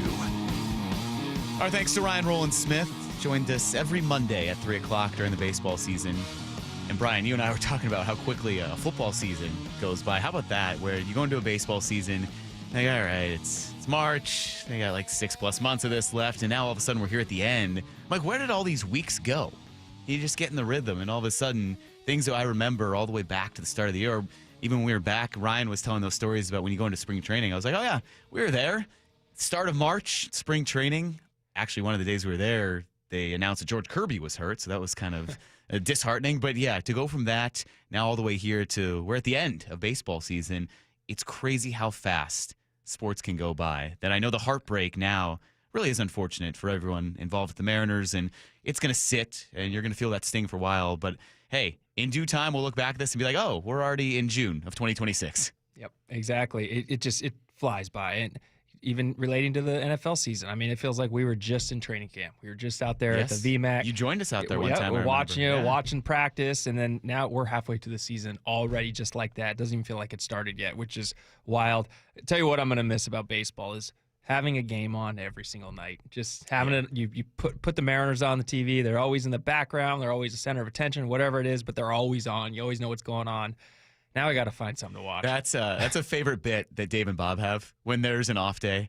Like, how rude of them! Like, we're gonna go home and watch the Mariners. Like, what are we gonna do tonight? How dare they take a day off after playing 17 games in a row? But yeah, you do. You get used to it and you get into that rhythm, and it is so fun. So back in due time with that. But now we do have the Seahawks to talk about. It's Reaction Monday, powered by the Snoqualmie Casino and Hotel.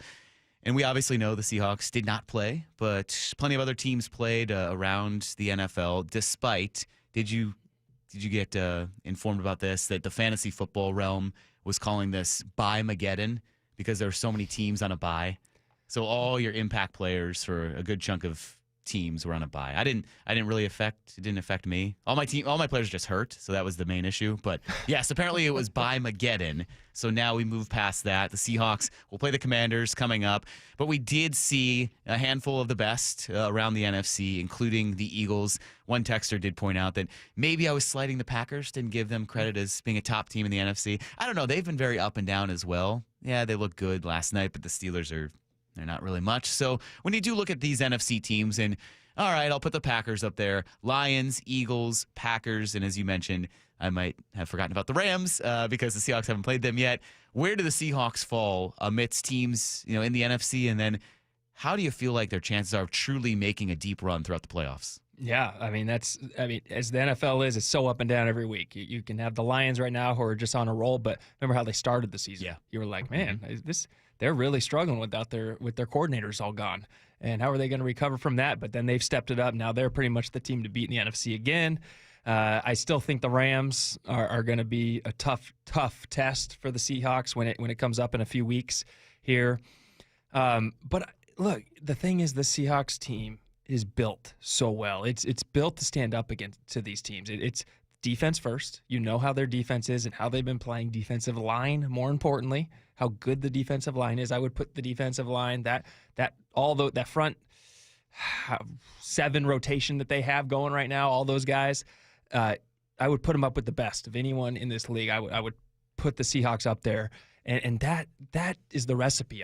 In my eyes, that is the recipe to have a big NFC run, is that front 7. Leonard Williams leading the way, and Byron Murphy having a career year so far. Obviously, after last season, the expectations were high. He has showed that he can fill the big shoes that everyone's wanted him to fill. And that's where I start with this team, is that front 7 making plays how they have been. And I see them being a tough challenge for the Lions. I see them, just the Seahawks' ability to stop the run. I think that's a big thing when you go into later in the season, is stopping the run. It's kind of been the Achilles heel for the Seahawks for the years 2, 3, 4 years ago. It's always, man, we can't stop the run. And it's really put a halter on the system, on the season. And right now, that's not the issue. You have full on faith that they're going to be able to stop the run, and you're going to make teams challenge them throwing through the air. Now with the secondary healthy right now, I think they can make a big run. The teams, obviously the Buccaneers, you look at them, I know they just struggled 2 weeks ago, I believe. The Lions got them. Yeah. But they came back, handled the Saints pretty well. And it's going to be fun. It's going to be Lions. It's going to be Lions, Rams, Eagles, Seahawks, and I'm not going to put the Niners in there. Maybe the Packers, I guess. The Packers. Right, We're forgetting about them again. Yeah, see, I'm coming around a little bit. No, but they had their little stretch, too, where they were kind of unassuming. So, all right, I guess you put them in there. The NFC does feel like it's much more competitive than the AFC. And we're going to kind of expand a little bit more about the division and why the Seahawks are in good shape at 345. But when you look at the totality of this league right now, is there any team that surprises you in a negative way? I think because positive surprise, perhaps everyone's going to say the Colts, rightfully so. I don't think anyone saw a one-loss Colts team coming through 7 weeks in the season. What are they? Yeah, they're 8 weeks in the season, 7-1 on the season. Oh, that is just absurd, and they do look like an offensive juggernaut. But is there a team that has been maybe the most disappointing, or a collection of teams that has been the most disappointing for you so far? Well, the Ravens are an obvious one. I think everyone expects the Ravens to be in the hunt every single year.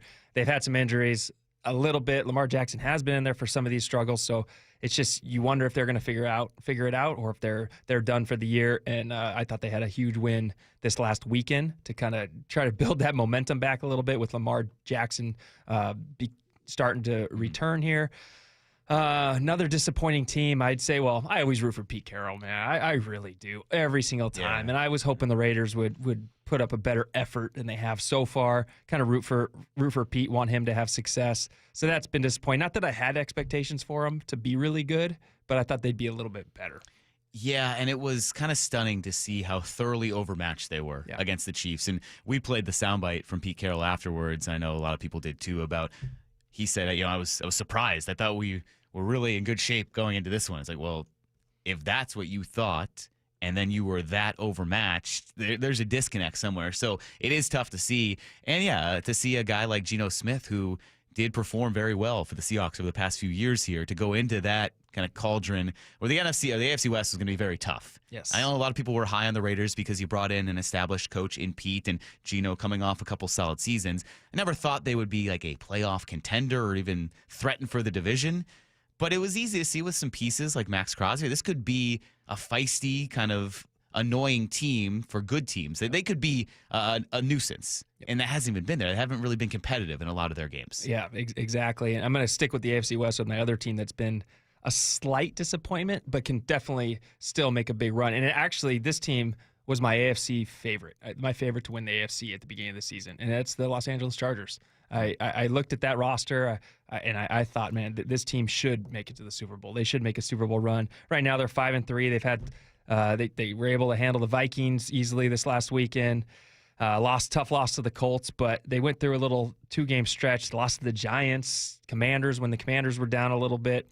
And they're really banged up front. I think that's the big thing for them. They haven't really got that run game going. They've relied on Justin Herbert way too much to be he's having a heck of a year so far, but they can't rely on him game in and game out to do what he's been doing. They got to get that running game going. And they lost their big left tackle at the beginning of the year, which was huge for them out for the season. So I still look for the Chargers to make a push in that AFC. And again, we're staying in the AFC West and that division. Chiefs, they seem to have figured it out. I think the Chargers are going to make a run for it, so it's going to be a wild finish. Yeah, Vikings too on the other side of that because they were thoroughly dominated. They've been very disappointing. J.J. McCarthy just can't get on the field, and they took a 14-win team and then just kind of decimated it. So you put the Vikings in that category as well. At least I would there. But yeah, we're going to kind of keep going along these lines because there are a couple experts who are pretty high on the Seahawks. Not just us. We like to think we're somewhat of an expertise, but these guys are actual experts, and they believe the ceiling is sky high for the Seahawks. We'll get into that coming up next. Wyman and Bob on Seattle Sports and the Seattle Sports app.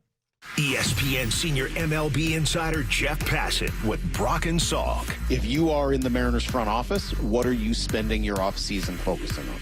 This feels like a beginning, not an end.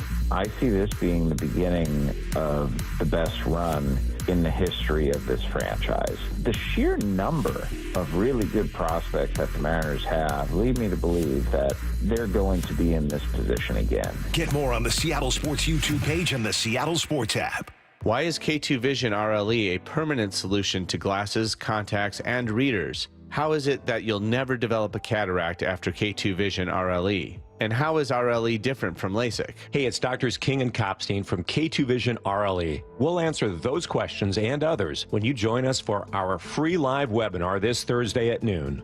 Andy, what are some of the other questions you hear? Well, how long is the procedure and recovery? Or who's a good candidate for RLE? And we'll also answer how much does RLE cost? Is there financing available? Does insurance pay for RLE? Find out how K2 Vision RLE is the permanent solution to glasses, contacts, and readers. And cataracts too. Right, no more cataracts. K2 Vision's free live webinar this Thursday at noon. Space will be limited, so register now at k2visionrle.com. Join us at our free live webinar this Thursday at noon. Sign up at k2visionrle.com. When it comes to the security of your business, doubts can creep in about who you're trusting to protect it. At Bay Alarm, we got you. For nearly 80 years, we've been putting our customers' minds at ease with our advanced technology and personalized support. Feeling insecure about your current security service? Visit bayalarm.com today. Carpoolers using the SR 167 Express toll lanes now need a Flex Pass set to HOV mode to ride free. That's a change.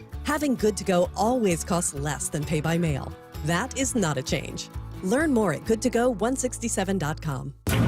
At Bible Law Group, we know how important voting is. That's why we're partnering with Seattle's own rock star Aaron Jones to rock the vote Thursday, October 30th at the Queen Anne Beer Hall. Vote and enjoy delicious smash burgers with Aaron and local bands by getting your ticket at bit.ly/BibleRock. If you've misplaced your ballot, don't panic. In Washington, you can still print a provisional ballot online and drop it in any official ballot box by November 4th. When prayer just ain't cutting it for your legal needs, we suggest two things: vote and call Bible Law Group. Progressive knows there's so many great things about being a sports fan. Like scoring the company box seats. How great is that? Trick plays that actually work. Prevent defense when your team is winning by a lot. And even more preventative prevent defense as they're hanging on by a thread. And of course, saving money when you bundle your home and auto with Progressive. That's pretty great. Just like trick plays that actually work. Yeah, but how often does that happen? Complaining about sports. Not so great. Progressive Casualty Insurance Company affiliates and other insurers. Not available in all states or situations. Hey, it's Reese Davis. Let's be honest, you can't keep an eye on everything unless you've got Blink Outdoor 4 cameras. While you're focused on the game, Blink's keeping an eye on your home. With up to 2-year battery life and with Sync Module XR, you can cover more space without constant maintenance. No wires, no worries. Blink helps keep an eye on what matters most. Get Blink today at the Home Depot. How doers get more done. Bonneville International radio station contests are open to participants 18 years of age or older that are residents of Washington State unless otherwise specified. Employees or agents of the station, Bonneville International Corporation, other area radio stations, or any entity associated with the contests are not eligible to win unless the station otherwise specifies at its own discretion. Persons who have won in the last 60 days from a station contest or event may not be eligible. Full general contest rules are available on seattlesports.com or in person at the station during regular business hours. The home of the Seahawks, Seattle Sports. Touchdown! Seahawks! Ken Walker III! Get everything Seahawks at seattlesports.com. Hi, this is Nancy Penrose, owner of Big Trees in Snohomish. Big Trees has certified arborists and site experts who help you select the right trees for the right location on your property. When Big Trees installs a tree, we offer a 1-year warranty and 1 free aftercare visit from a board-certified master arborist. To learn more about our process, visit BigTreeSupply.com.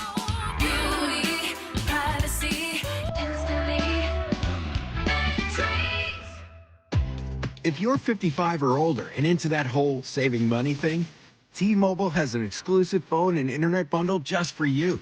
Right now, get 2 unlimited phone lines plus 5G home internet for just $30 each per month with autopay, plus taxes and fees. And with 5G home internet, setup is easy with just 1 cord and no technician needed, which is great if you're also into that whole keeping it simple thing. Switch now and experience the best mobile network in the U.S. Visit your local store to start saving. T-Mobile, it's better over here. Based on analysis by Ookla of speed test intelligence data Q4 2024 to Q1 2025, Ookla trademarks used under license. Unlimited on our network. Customers on voice plan may know the speeds lower than other customers and further reduction if using more than 50 gigs a month due to data prioritization, video streams, and SD on this plan. Home internet pricing after $20 a monthly bill credit plus $5 per line without autopay. Debit or bank account required. See 5G device coverage and access details at T-Mobile.com. At Valvoline Instant Oil Change, we perform an 18-point maintenance check with every oil change to help make sure you're good to go. And? Yeah, you're good to go. Huh. Wonder why the dealership isn't that easy. Well, we'd let you know if we found something in our check. Oh, great. That was easy. Valvoline Instant Oil Change. Quick, thorough, and honest, come with no charge. Wyman and Bob. From the Quantum Fiber Studio. Weekdays 2 to 7. On Seattle Sports and 97.3 FM HD2. All right, we're just keeping this conversation going. Brian and I were talking about biggest surprises, expectations, how the best teams in the NFC are shaking out, and a lot of people have been weighing in on this. It's pretty easy topic to bring up when the Seahawks are on a bye at this time of year, when you're 7 games in, you have enough of a sample size. So Bill Barnwell, who we played some of what he told Bump and Stacy last week. He was on Friday, and he broke down why he kind of reassessed their offseason and why he gives it a much better grade. Well, he also went into future steps of this season and how, for him, in his opinion, he told this to Bump and Stacy on Friday, Bill Barnwell of ESPN believes the Seahawks are more balanced than most of the teams in the conference right now. I think about the range of things they've been able to accomplish. I mean, there's just not that many teams you can say, we throw the ball well, we defend the pass well, we defend the run well, and then haven't run the ball consistently every week, but we've seen them run the ball effectively for stretches. And so I just think that range of things they can call upon is rare, even among these teams at the top of the NFC. We kind of got into that on Friday about the offense, not to mention the defense, how good they've been, but the fact that the offense is doing so well and the attempts, I know you mentioned this with Bump and Stacy earlier today as well, the attempts are up there. They've stayed committed to it. Obviously, we don't know the inner workings of every team in the NFC, but it does kind of feel like, hey, you look around, the Eagles have some flaws. The Packers, their offense isn't perfect. The Lions, maybe their defense is a little suspect, but it just feels like the Seahawks right now, perhaps as balanced, if not more, than a lot of these other contenders. Well, you look at every single game they've played, and they've won a game. They've won games this year in multiple different ways. It's not just dominance by one side of the ball. It's not your offense just dominating. That's why you're winning. It's not your defense just dominating. That's why you're winning. But they've won because of special teams. They won because the offense stepped up when the defense needed them, and they've won because the defense stepped up when the offense needed them. So they've shown that they have all 3 phases there. Now the second half's about putting those three phases Yeah. together in one game. That's always the hardest part. That's the perfect game. That's the perfect game as a coach. That's what you strive for. But you find that there's always something, right? There's always a missed field goal, maybe hurts you on special teams, or a turnover on offense kind of affects it that way. But that's what I think this team has the ability to put all three phases together, more so than just looking at the NFC West. Than these teams in the NFC West have the ability to do so. Yeah, I was trying to think. Have we seen a game this year where they've done that? Maybe the Saints, because like everything was going right, and I think they could have scored 60 points had they really wanted to. So yeah, outside of the Saints game, I don't know, and maybe that's a great sign that they haven't done it yet, and they're still 5-2 and in first place in the NFC. But as you were saying that, I was like, maybe the Saints game. I don't think there's been a game outside of New Orleans where they put everything together. Yeah, I'm trying to think. The Jaguars was decent on all sides of the ball. Was the run game? Yeah, I guess, when we've talked about how you kind of judge the run game differently, like as long as they stick to it. Yeah, you're right. I think, Jags game very impressive as well, especially what they did to Trevor Lawrence. And the passing game was there. So. And you look at the Jaguars, one thing you need to do against them was not turn the ball over. They have won games all season long because they create turnovers on defense. You didn't turn the ball over one time as an offense, which is a win in itself. And that is something that the Jaguars thrive on, and you didn't do it. You created the big play. And again, why did JSN have that huge 61-yard play? Well, because they committed to the run all week. Mm-hmm. That was a play action. Throw it deep to them. They set up certain things, and they were able to score. So I would say that might be the closest one. Maybe I'm missing some special teams plays on the Jaguars, but the Texans could have been. They could have been. It was setting up.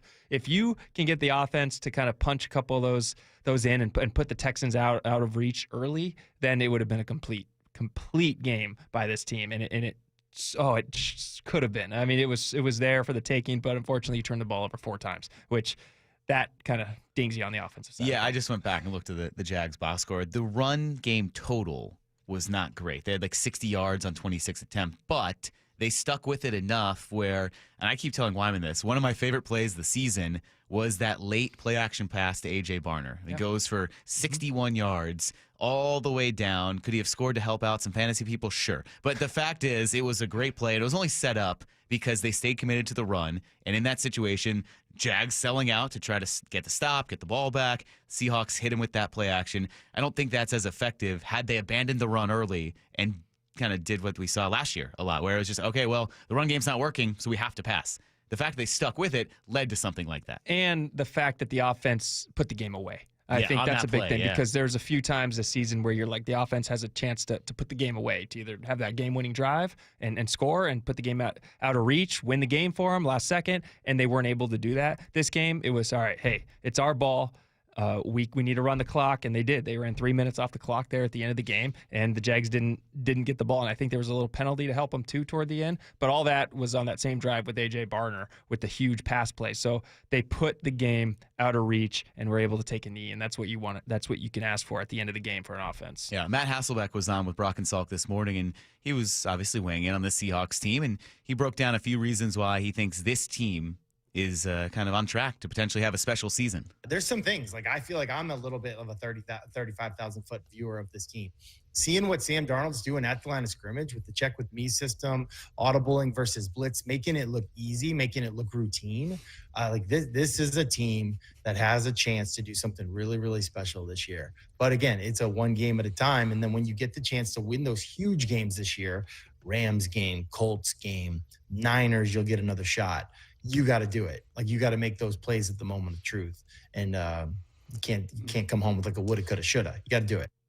Yeah, I think that's the big unknown so far still, because I do go back to last year and what was missing and what hopefully needs to be different. The one thing you need to see is there can't be that was a close loss to a team that you absolutely have to beat, like the Rams.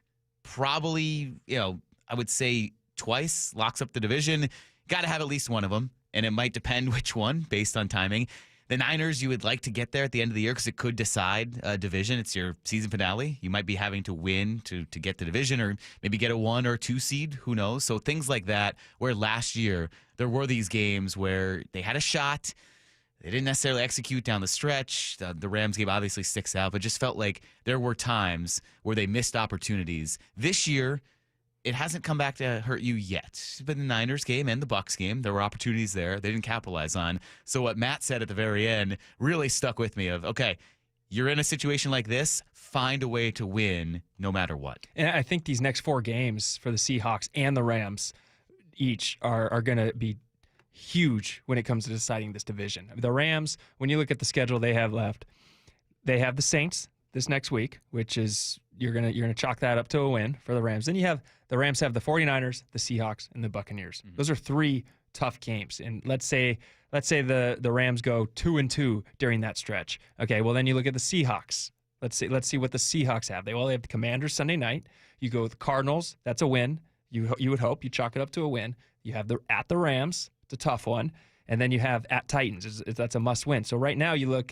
I think the Seahawks should go at worst 3-1 through this next stretch. Let's just say the Rams beat them, for instance. But if that does happen, now you have a game lead on the Rams going into the home stretch of this season, the final 4 or 5 games going, and the Rams have a little bit easier schedule going down the final 4. But you also have the Rams in that, so you can make up that one game that they did beat you, if they did. I'm not saying they're going to lose to the Rams, but I'm just saying worst case scenario, I think Seahawks have to go 3-1 this next 4-game stretch. All right, so what might be different for the Seahawks team coming out of the bye? We'll dive into that a little bit more with some comments from Matt Hasselbeck and some other experts about what could change now the Seahawks have had their bye week, perhaps some wrinkles, perhaps a different look with some aspects of the offense. We'll get into all of that coming up next. Wyman and Bob on Seattle Sports and the Seattle Sports app.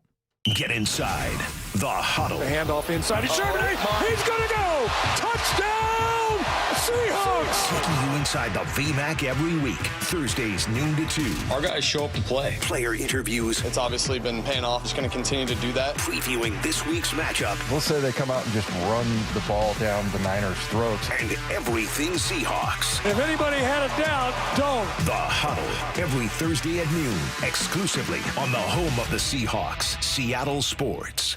Hey, Brock Hewitt here. For my friends at People Come First or PCF Construction Group, are you tired of just grilling in the cold and rain every winter in the Northwest? Well, with a patio cover, heater, and fireplace from PCF, you can enjoy your outdoor deck or patio all year long, staying warm and dry, even in the wintry months. And I have a special offer for you. PCF's Black Friday sale runs through November, and you can get up to 20% off your entire project, plus no payments and no interest until 2027. Most people don't consider building a deck in winter, but if you want yours ready by next spring and summer, then contact PCF right now to start planning. Spend the winter dreaming, designing, and approving your project so you're ready to build by the spring. Remember, planning and permits take time, so get started right now. Find all the offer details, get project ideas, and browse photos at pcfgroup.com or call 425-629-8476. That's 425-629-8476, pcfgroup.com. You hear that? That's the sound of your business losing money. Legacy phone systems weren't built for today's teams. Quo, formerly OpenPhone, gives your business a smarter way to stay connected. Quo lets you manage calls, texts, voicemail, and contacts all in one place so that you can deliver a seamless customer experience from ring to... Need to take calls on the go? Quo automatically transcribes, summarizes, and highlights next steps from every call so you never miss a detail. Need insight into what closes a sale? With Quo's AI call tags, you can instantly spot key topics like objections or pricing questions and use those insights to level up every customer interaction. And yes, you can bring your existing number with you for free. Keep your team in sync and your customers happy with Quo. Quo. No missed calls, no missed customers. Try Quo for free at quo.com/sports and get 20% off your first 6 months. That's quo.com/sports. QUO.com/sports. They say a full marathon is the ultimate test. For me, it's more than a race. It's a milestone I once thought impossible. Michelle Smallman here, and I'm running my very first marathon in New York City with the support of Gainbridge and Gainbridge Assists powered by Parity. Together, we're empowering girls and women through sports and education with grants to 32 organizations in 21 states. Every step I take is for the finish line and for the next generation chasing their dreams. Here's to 26.2 miles and a future with no limits. Deadlines move fast. So should your takeoffs. With Lowe's Blueprint Takeoff, you can turn blueprints into competitive quotes. Bring us your plans, and we'll generate itemized material lists to make quoting faster and easier. And when you're ready, We'll deliver everything you need straight to the job site. Visit the Pro Desk today to get started. Lowe's, we help, you save. Every time I turn around, my friends at Pure Talk give me one more reason to feel good about switching. This month, for instance, they're supporting Canines for Warriors, a terrific organization that trains rescue dogs and then pairs them up with combat veterans struggling with PTSD. The result? They're saving lives on both ends of the leash. This is why I switched to Pure Talk. I like being in business with an American wireless company who shares my values. Yeah, I appreciate unlimited talk, text, and plenty of 5G data for just $25 a month, and I bet you will too. But I think you'll really appreciate doing business with a company who gives back to the men and women who volunteered to defend our country. Just dial pound 250, say micro. With Pure Talk's U.S. customer service team, you can switch in as little as 10 minutes. Again, dial pound 250, say micro, to switch to an American wireless company who actually stands for something. Pure Talk. Makita knows that pros never settle, and neither do we. With Makita, you get tools that perform at the highest level on every job without compromise. Makita is for the most detailed pros, expertly engineered to deliver precision, job after job. When your work calls for the best, call on Makita. Makita, built to be the best. Available at the Home Depot. Workdays can be unpredictable, but your workwear shouldn't be. With the Cintas Apparel Plus program, you'll have freshly laundered garments for everyone on your team delivered every week. Cintas has workwear for just about any job imaginable, with high-performance fabrics and an uncompromising fit that stretches and moves with you. Don't leave looking and feeling good to chance. Visit Cintas.com. Oh, I'm ready! And get ready for the workday. Let's go! This is Seattle Sports. Streaming through the Seattle Sports app. KIRO AM Seattle. KIRO FM HD2 Tacoma. Home of the Seahawks, Mariners, and everything Seattle sports. Seattle Sports Snapshot. Former Seahawks receiver Tyler Lockett has officially signed with the Raiders. He's out there practicing with them right now. He's wearing number 17 for Pete Carroll's Raiders. Meanwhile, Jaden Daniels is out with a hamstring injury for tonight's game against the Chiefs. Something to watch before the Seahawks, their game against the Commanders on this upcoming Sunday night. And Game 3 of the World Series is tonight in L.A. Tyler Glasnow and Max Scherzer on the mound for the Dodgers and the Blue Jays, respectively. You can hear coverage of it beginning at 5 o'clock right here on Seattle Sports. Snapshot, brought to you by Miller Lite. When it's game time, it's Miller time. This hour is serviced by the Lee Johnson Auto family. From the Quantum Fiber Studio, this is Wyman and Bob on Seattle Sports. Streaming live on the Seattle Sports app and at seattlesports.com. Now, here are your hosts, Dave Wyman and Bob Stelton. Mike Lefko and Brian Walters with you for one more hour. Man, while we were talking about a baseball season or a football season going by quick, how about this? Our two shows together, now one final hour. And then Bob's back tomorrow and Dave's back on Wednesday, so they don't need us anymore. Just like that, we're done. Leave it all out on the mics. Here one final hour. Gonna be a wild hour. Wild hour. Drake Thomas will join us coming up sometime within the next 30 minutes or so. It's always that kind of approximate time when practice ends. So the Seahawks practicing right now, and then depending on when he gets done and, the after practice process, you have to, well, first of all, catch your breath.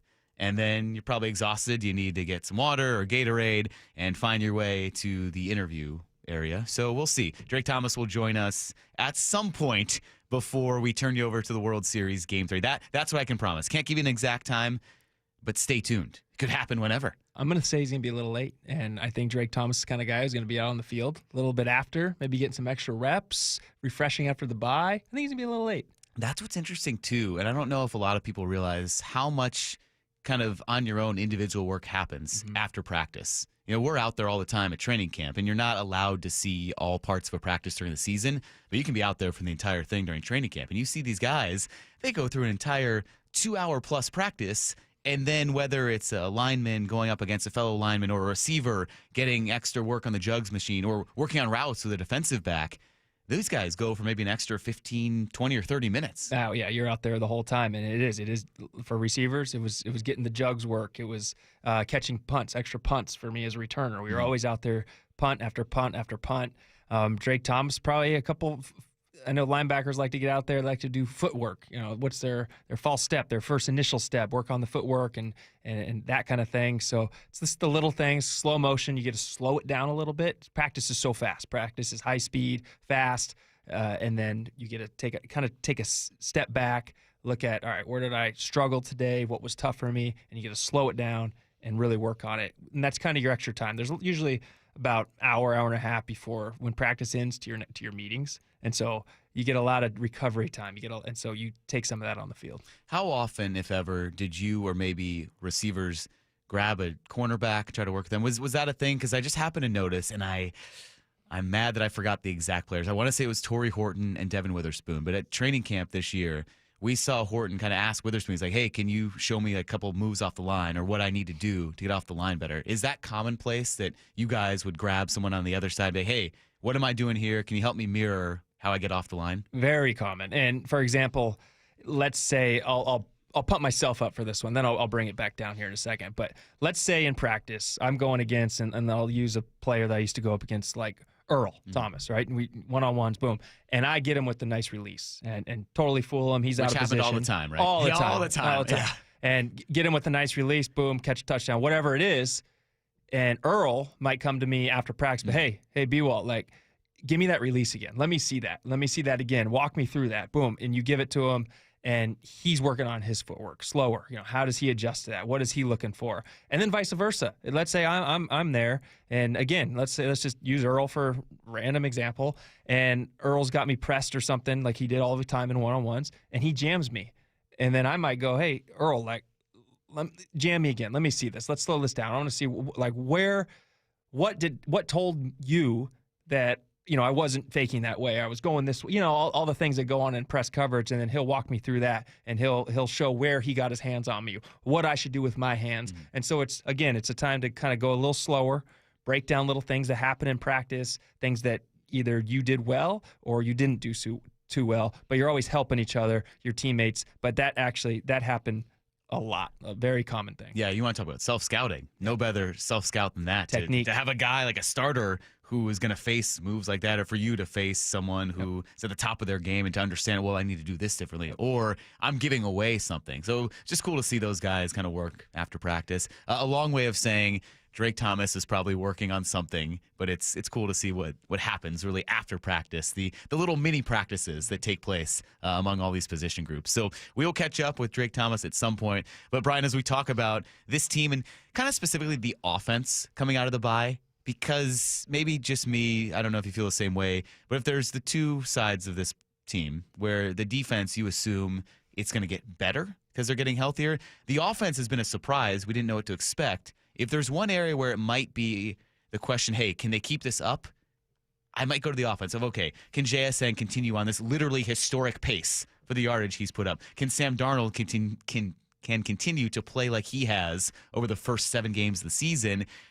It might not be where they come all the way back and all of a sudden just start to slump, but it was something that Benjamin Solak pointed out to Pump and Stacy, that there might be just some slight regression with Sam Darnold and JSN. Sam Darnold right now, by ESPN charting numbers, is having the single best season for accuracy in NFL history. His off-target percentage is the lowest for any starting quarterback we've ever charted. That's probably going to regress. Like that, just by virtue of the laws of big numbers, you just cannot keep this up over the course of a 17-game season. Jack Smith and Jigba, as we all know, is on pace to break like the single-season receiving record. That is probably not going to keep up over the course of the season. So is this going to come down to some degree? Probably.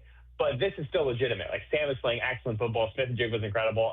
Every single week, I'm astonished by Kubiak, how well he is coaching. Offense is for real in Seattle, and then we already know what that defense was. This is a serious team. Feels like that's an important distinction, right? Like, you might not have JSN putting up 130 yards for the next 9 games or 10 games, but he can still be a very effective receiver. Same thing with Darnold. Maybe he doesn't have the insane passing numbers, but if he still continues to play similarly to what he's done, I would expect the offense to maintain kind of even level. I don't know where you see it playing out now after a bye week, after teams now gotten a little more tape on the Seahawks team, and still, 10 games left in the season. So a lot of the season left. I don't foresee Sam Darnold's accuracy going down. The way you throw the ball, and where you put the ball, that's ingrained. That's him. That's what he's going to do. And I don't see that changing very much. Now, what I can see happening is this running game taking strides. Okay. And if that happens, they're going to be JSN and Sam Darnold are going to be asked to do a little bit less. And not just because they don't trust to throw the ball, but it's because the run game's going to take off. And because that's what Kubiak wants to do. He wants to run the ball. And JSN and Sam Darnold have done their best this first half of the season, NFL unprecedented places for a quarterback and a wide receiver. I mean, JSN, like you said, is on pace to break the wide receiver all-time receiving yards record in a season. They have paved the way for teams to fear that, and I think that's a big point here. Is if teams have to now focus on stopping JSN because he has hurt you so many times this season. He's made that big catch. He's made that fourth quarter catch, the big explosive catch this year. And so teams have to find a way to take that out of the Seahawks game because it's been such a big part of the Seahawks offense. So what do they do to that? Well, now you got to kind of do a little shell coverage. You got to play a safety over top of JSN. You really have to know where he's at. What happens when they start doing that? Well, that's one extra guy that can help stop the run. That's one extra guy in the box. And that's when you get a guy like Robbie Oots back. Well, now you have a fullback that is taking care of an extra guy. You have another guy, a free safety, a safety that has to follow JSN because the play action has been so relevant and so prominent for this Seahawks offense. So this is where the second half of the season, you could just see the numbers start shifting just slightly, but more in favor of the run game than these big numbers for JSN. You kind of lead right into the very next soundbite from Benjamin Solak. He was explaining to Bump and Stacy why you might see the Seahawks run a lot more after this bye week. Eventually, at some point, you will run into a defense that says, okay, we're going to force you to run it on us for 4 quarters. We are going to sit in lighter boxes. We're going to put a nickel DB on the field, and we're really going to make you actually run us out of these looks. And to this point, they've got their backfield rotation going with Kenneth Walker and Charbonnet. I think they're still trying to figure out what runs Walker's best on, what runs Charbonnet is best on. That still seems like an unknown, though, in terms of actual production. You just had a nice breakdown of why naturally the run yardage might pick up and might improve, and Benjamin Solak broke it down too. But I do wonder if it comes down to that, where the Seahawks are in a situation where, ironically, teams want to usually force you to pass, right, and take away the run. Now they're going to say, hey, all right, run on us. Yeah. If they get into a game like that, will they be able to move the ball if teams figure out a way to slow down JSN? Yeah, I mean, you hope. You really do hope. You hope that this offensive line the second half of the season is going to kind of grasp the what is asked for of them on their running angles for some of these outside zone plays, all the things that Kubiak loves to do. And again, they've been an explosive run team. That's the thing. They have Kenneth Walker is one of the most explosive running backs in the league right now as far as most explosive runs. Yes, it's not that every time. He's either stopped for -1, no gain, or it's an explosive run, but that's positive signs. That's showing that when things do click, what can happen. So that's kind of what you're going to be looking for. But I do believe that the commitment to the run game is one of this offense is one of their biggest strengths, because just the way it opens everything else up. And then again, if teams are stopping it because then they're stopping the run, let's just say teams are stopping the run and they're able to double cover JSN, then you have issues. But I just don't think that's happened yet. Well, and I guess going off of that, you could maybe make the parallel of, all right, someone's got to be open then in the passing game, because if you're trying to stop the run and you're doubling JSN or putting the bulk of your defensive attention, this offense does feel like behind JSN, it's been built to kind of feature everyone. That, actually, we see that as almost a criticism of well, why haven't the tight ends done more? Or where's the other option behind JSN? But it seems like everyone can just pick up their role when they need to. We've seen a big game out of Cooper Kupp when he needs to have a big game. A.J. Barner has touchdown catches when he needs to find his way to the end zone. Elijah Arroyo, there are some pieces there, but it all feels planned. Look, we're not minimizing you from the offense. We have this option. We have our premier elite wide receiver that he's finding ways to get open. We're going to get it to him. but everything's just drawn up. And I go back to everything we've heard from offensive linemen, from O-line experts about Kubiak, and what that offense wants to do is to make everything look the same. That feels very repeatable. That the same play call, the same design. If JSN isn't open, you have another option there. And most of the season, Sam Darnold's been able to hit that other option. Here's a little. This would be an interesting bold take on the second half of the season. What to expect? I'm down for it. So right now, takes, JSN has 819 yards. Cooper Kupp has 293 yards. If you put them at 0 right now for the second half of the season, I think this second half, Cooper Kupp and JSN are going to be very similar in yardage for the second half of the season. Okay. I do. I think teams are going to really try to take JSN out of the game, and it's easier said than done. The Texans tried to do that. We saw what they tried to do. JSN still was able to get open, but there's going to be drastic measures to make JSN not the guy that hurts you, and then it's when a guy like Cooper Kupp, all-pro receiver, Super Bowl MVP, that guy can step up and really hurt some defenses. So I think you're going to see that gap close a lot between those two guys. Yeah, we'll see what happens there. Matt Hasselbeck was kind of talking about this, that he sees that for the Seahawks and this group, feels like they know how to get everyone involved on offense. And I do think like the Seahawks do a pretty good job of that too. I feel like everyone is involved in the game plan from Jake Bobo to Brady Russell to like everybody in between. They have a role. And again, I think that's makes you more difficult to defend. The defense has to spend time on stuff. And Mike McDonald realizes that, and I think he's got his hands in this offense as well. Yeah. What do you take away from that? Yeah, I think what is best about this offense is they don't really care who's in what spot. Mm-hmm. They're going to run the plays that work, and whoever's there is going to make the play. And you can have trust in the depth of your team that whoever's in that spot is a guy that can get it done. I think that's kind of what Hasselbeck's referring to there as well. Because, I mean, you look at some of the games, JSN has 14 targets, 13 targets, and the next person is 4. But that's because, well, JSN was just open in that moment.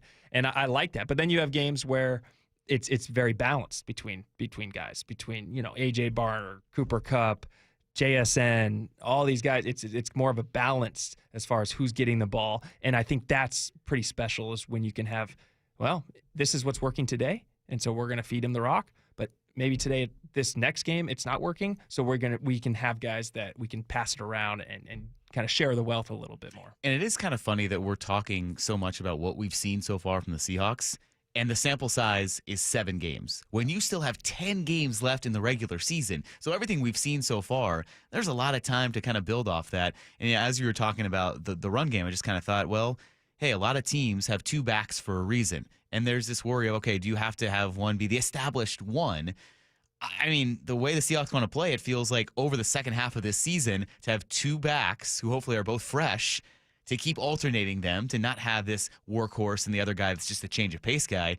2 healthy backs as the season goes along and everyone else is getting worn down on defense. That seems like it could be a hidden big advantage for them down the stretch. I think that's the key too, is healthy backs, and that's why they do this. You got to keep the carries away from. You don't want Kenneth Walker as much as he would want to, and every running back wants the ball 25, 30 times a game, as much as he would want to take those hits off of him, to take those reps off him.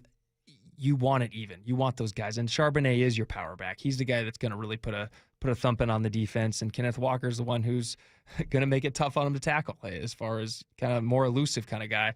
And I love what they've been doing between the 2 backs. I don't see a real difference between the 2. I think Charbonnet's done his thing when he's needed to. What you've asked for him, he's made it tough. He's made some good hard runs, although maybe it's only 1 or 2 yards. Those wear down the defense a little bit and has opened it up for JSN and vice versa. JSN has set up Charbonnet for some of those touchdown runs as well. So it goes both ways. But ultimately, here's what I want to see from this offense the second half. Okay, let's hear it. I want to see them be able to throw that knockout punch. That's the big thing. That's the one thing. You saw it in the Jaguars game that I don't think we've seen enough of. Because I go back to week 1, 49ers. You have the ball in scoring position to take the lead. You couldn't quite deliver that knockout punch to win that game. Look at the Buccaneers game. You have the ball last drive of the game to win the game, and you throw an interception, and the Buccaneers win the game. Texans, all game, defense was giving you opportunities to make this a 3, 4, 5-score game, and you had 4 turnovers. And so you have all these chances to kind of get to knock the team out, and you haven't quite done that, except for maybe the Saints game and the Steelers game. Even you had special teams that you had that returned or the down kickoff that was a touchdown. That's kind of what put the game over the top. So offensively, that's what I want to see is ball in your hands. Defense puts you in the situation to go win the game or to go just put a team out of reach. You got to go make that happen. Yeah, I think it's a testament to the defense that we have not spent any time talking about the defense because the defense just feels so solid and so stable. And with everything they've done well and not being at full strength, it's something that, we got into on Friday when we were assessing the season. Moving forward, it doesn't feel like there's any concern about what we see from the defense. Maybe there's uncertainty on offense because we just heard some sound bites about guys playing at a higher level potentially. But the defense, I'm sitting here fine. I have no qualms, no hesitation whatsoever about this defense getting better over these final 10 regular season games. I'll say one thing about the defense that I got to see. A forced fumble. Okay. They have not forced a single fumble this entire season, which is absolutely bizarre to me. There have been no forced fumbles, no fumble recoveries on defense. And I don't know when the last time that's happened for the Seahawks because you're used to them, fist on the ball, creating turnovers, creating fumbles. Now they have 8 interceptions. Do they need the punching technique back? Punching technique. I don't know. Peanut pop back there? Something. I don't know what it is, but I think that could be a big thing that this defense can really improve on this second half is put the ball on the ground, create turn, and because you can create some big explosive plays that way. And you think all those sacks that they've had, all the pressures they've had on the quarterbacks, not one fumble from the quarterback, not one strip sack, not one of those. So okay, lay down this challenge. That's the challenge for this defense. Who needs to be the guy? Is it going to be a defensive lineman? Who needs to be that spark early on in this first game against the Commanders? Is it going to be a linebacker making a tackle, right in the backfield, or one of those sacks? I think that's the easy way. Swallows up a quarterback. I think that's the easy way. That's where you expect to see him. I want to see a secondary. I want to see. Like Kobe Bryant? Where you've been hurt before. Where did the Bucs hurt you? Well, getting to the ball to receivers and run yards after catch. That's where these Buccaneers can really hurt you. That's where they did hurt you. Nothing's more heartbreaking than when you have a 15-yard gain as a receiver and then a DB punches the ball out and you recover and it's your ball. That is momentum changer right there. And nothing is more heartbreaking and can end a drive just like that. So let's challenge the secondary a little bit. Get the ball on the ground when receivers – if they catch a 10-yard pass on them, boom, you're going for ball. You're trying to create a turnover that way. And that would be absolutely huge for this defense. All right, I'll put it on Julian Love or Devin Witherspoon just because they've been sitting there raring to go. They haven't played since the Cardinals game. Maybe they just come out, hair on fire, punch one loose on the first drive of the game on Sunday night, ball's free, Seahawks get it. I did not realize that, though. They hadn't forced a single fumble. No, what's crazy is this defense has actually fumbled the ball more times than they forced the ball. Forced fumbles. I mean, that's bizarre. Yeah. They have one fumble. Cardinals game, yeah. And they have not forced a fumble. Yeah, you want to talk about games that you want to see them put it away. The Cardinals game, that got way too close for comfort. Where the Cardinals come back, the missed field goal leads them tying the game. They do go down there, and Jason Myers hits that game-winning field goal. So you're right. Okay. Forced fumbles. We're throwing it out there. This unnamed show, myself and Brian Walters, we still don't have a name for the show, but we're throwing down a challenge. Seahawks defense, get a forced fumble this week against the Commanders. Maybe, hey, the practice is going long, just got the word. Maybe that's what they're working on right now. Forced fumbles in practice right now. So practice is just wrapping up or will wrap up shortly, but it's a longer practice. Not surprising. Maybe first practice out of the bye. Got everyone back in rhythm.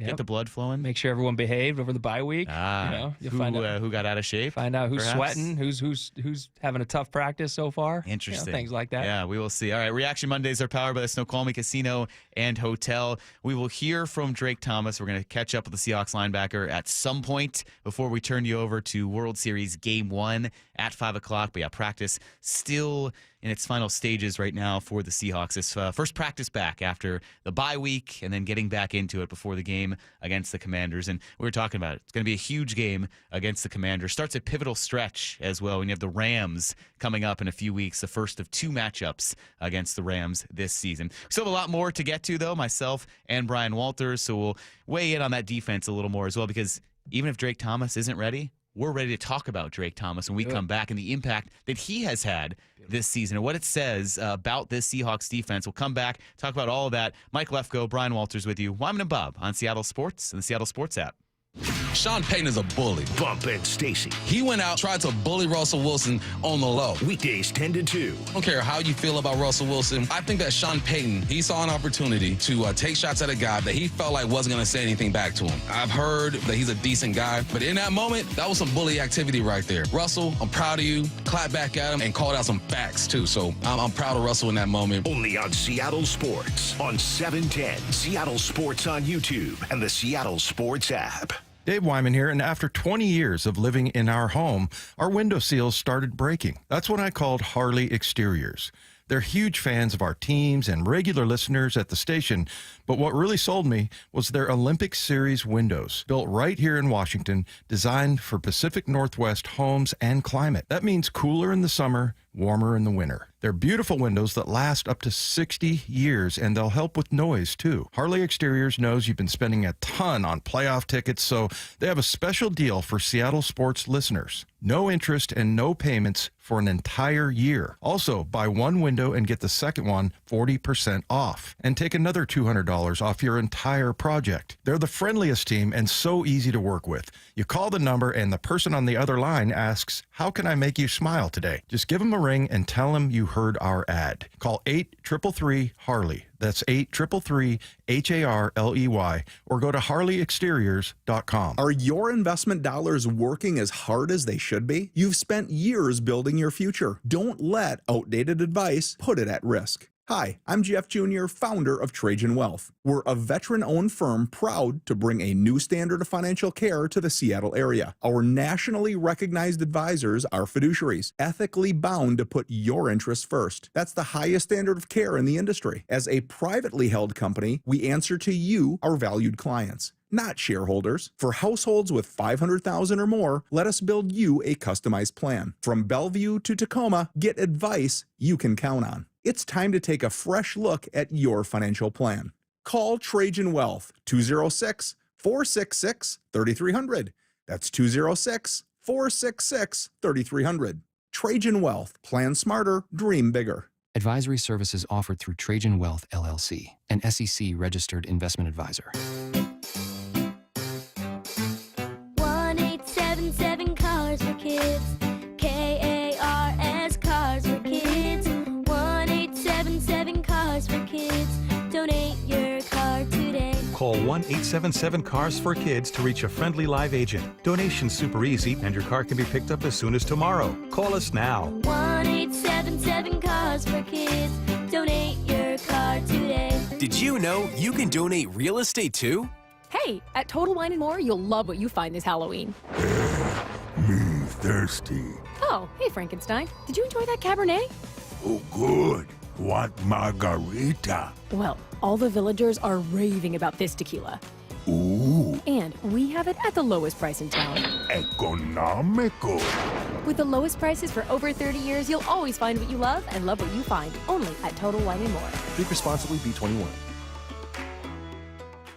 Ready to order? Yes. We're earning unlimited 3% cash back on dining and entertainment with the Capital One Saver Card, so let's just get one of everything. Everything? Fire everything! The Capital One Saver Card is at table 27, and they're earning unlimited 3% cash back. Yes, Chef!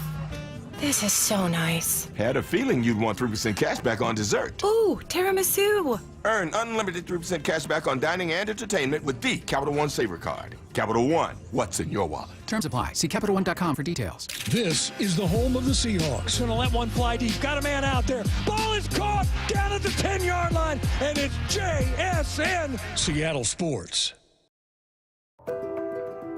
What if you had the smartest Wi-Fi?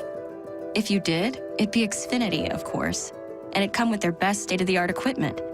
It would boost speeds to the devices that needed them most, prioritizing your most important connections, whether you were streaming, gaming, or gaming while pretending to work. And it would let you stream 4. That's right, 4 games on one screen. It would even power your mobile connection so you could bring faster, secure Wi-Fi speeds with you where you use it most. It would be proactive and fix problems before you knew you had them. Impressive, right? And it would have security features that protect you from threats at home and online. Kinda like a force field for your life. If you had the smartest Wi-Fi, well, everything would work together seamlessly to keep you connected, no matter what. Xfinity. Imagine that. Restrictions apply. I'm Navy vet Phil Briggs, here for Navy Federal Credit Union. I always love Veterans Day because it's when I see my buddies posting up pictures of us when we were younger and built for speed. Navy Federal Credit Union also celebrates veterans of all branches and their families every day of the year. As a veteran, you can become a member and access exclusive rates, discounts, and financial tools for the whole family. So become a member today at NavyFederal.org/veterans. Navy Federal Credit Union. Our members are the mission. Navy Federal is insured by NCUA. Help elevate your company's pride with workplace tips from Cintas. The right workwear helps your team look and perform their best. Cintas has work apparel for almost any job imaginable. Your team gets garments that are breathable, comfortable, and hold up to any job. Cintas even handles laundry and delivery every week with no upfront investment. It's all part of Apparel Plus from Cintas. Learn more at Cintas.com. This hour is serviced by the Lee Johnson Auto family. From the Quantum Fiber Studio, you're listening to Wyman and Bob. Weekdays 2 to 7 on Seattle Sports and 97.3 FM HD2. Game 3 of the World Series coming up. Coverage begins right here on Seattle Sports at 5 o'clock. Series tied 1-1. We saw a very Blue Jays game in Game 1. We saw a very Dodgers game in Game 2. So who knows what happens the rest of the way, but you can hear that here the next 3 nights at least, Monday, Tuesday, Wednesday, and then maybe there's a winner, maybe not. We are about to catch up with Drake Thomas. Got the official word, Brian, that practice has wrapped. So now, as we were talking about, just a matter of time before the post-practice and all the work that they actually do. But yeah, excited to talk to Drake Thomas. He has been such a revelation for this team. We went into the season, all right, you have Ernest Jones, you have Tyrese Knight, not a lot of depth at the inside linebacker position. But here Drake Thomas has come on, and he has really excelled. What a breakout game he had on Monday against the Texans. Yeah, I've loved how he's now this is his 3rd year with the Seahawks. Yeah. And how he's just slowly kind of rose now he went from special teamer, I think he was injured back in 2023. Special teams only last year, special teams a little bit more at linebacker, and now this year he's your starting guy. So pretty incredible what he's done, and just whatever position he's been put in, he's continued to excel. Yeah, I'm curious about what it is exactly that allows linebackers to have success in this system. It just feels like Mike Macdonald, maybe he's a linebacker whisperer. Maybe it's what he does to allow linebackers to succeed because what the defensive line is doing. But the sample size is growing larger for his success with inside linebackers with Ernest Jones, who brought him over, and all of a sudden he was the most valuable player there. And then with Tyrese Knight last year, and now all of a sudden Drake Thomas. So the fact that the inside linebackers have had so much success in this system certainly does bode well moving forward. So why don't we go out to one of these guys right now, one of these inside linebackers. It's time for the Seahawks Player Spotlight presented by 3 Tree Roofing. Drake Thomas joins us here with Mike Lefko and Brian Walters. Drake, how's it going? I'm doing well. Appreciate you guys having me. Yeah, thanks for coming on. We were excited to talk to you coming off the bye week and just what goes into that. You were coming off such a good game against the Texans, and you go into the bye. Did you have time to kind of assess your performance? Was it just resting up? What was the bye week like for you? Yeah, I feel like the bye week's usually a good time to kind of reflect and rest. You kind of want to do both of them. You want to get a little reset, assess where you're at currently, reflect on where you've been, as a team, as a defense, as a player, all those things. So the bye week's good for a number of things. So I think we were able to, or I was able to do that, in this past week, and ready to go into this next stretch. Hey Drake, as far as Monday's practice, you get an extra day of practice prepping for the week. A lot of coaches take it 2 ways. One, you either kind of go through correcting your errors and stuff from the whole earlier half of the season, or you go an extra day of game planning. What direction are you guys going on this Monday practice? We kind of just focused on us today. We wanted to touch up on the things that we feel like we can improve on and continue to build on the good stuff that we've done so far. So today was really just a focus on our team and what we're doing. Drake, we were curious, what is it about this defense that allows linebackers to have success? What does Mike Macdonald draw up, or what's the defensive line doing that has allowed you guys to just be so successful in that inside linebacker position? I guess starting from the top, Mike just he puts us in a lot of really good positions to be able to make plays and play free. The preparation that goes into it, day by day, every single week, he just really gets us in good positions by letting us know what the calls are going to be and why we're going to be in those calls. And then beyond that, playing behind the front that we have, it's honestly like a dream come true for a linebacker. You watch what those guys are doing, splitting double teams, playing heavy on guards, making plays, wreaking havoc in the backfield. Like it's really fun to play behind because you don't feel like you're out there doing it all by yourself. You got your guys in front of you and next to you that are going to make plays too. Drake, what's it been like, kind of your ascension to being the starting inside linebacker? Back in 2023, I know your special teamer. Your season came up short with an injury. Last season, a lot of special teams, kind of cracking some playing time as inside linebacker. Then this year, you're the guy, you're the starter. What's that whole process been like to you? It's been a lot of, I guess, just like learning opportunities, I would say. There's ups, there's downs. The injury was huge for me, and I like to view it as positive ways, right? I learned so much through that time, and I look back at it and I'm super grateful for that time that I had to, take to get right.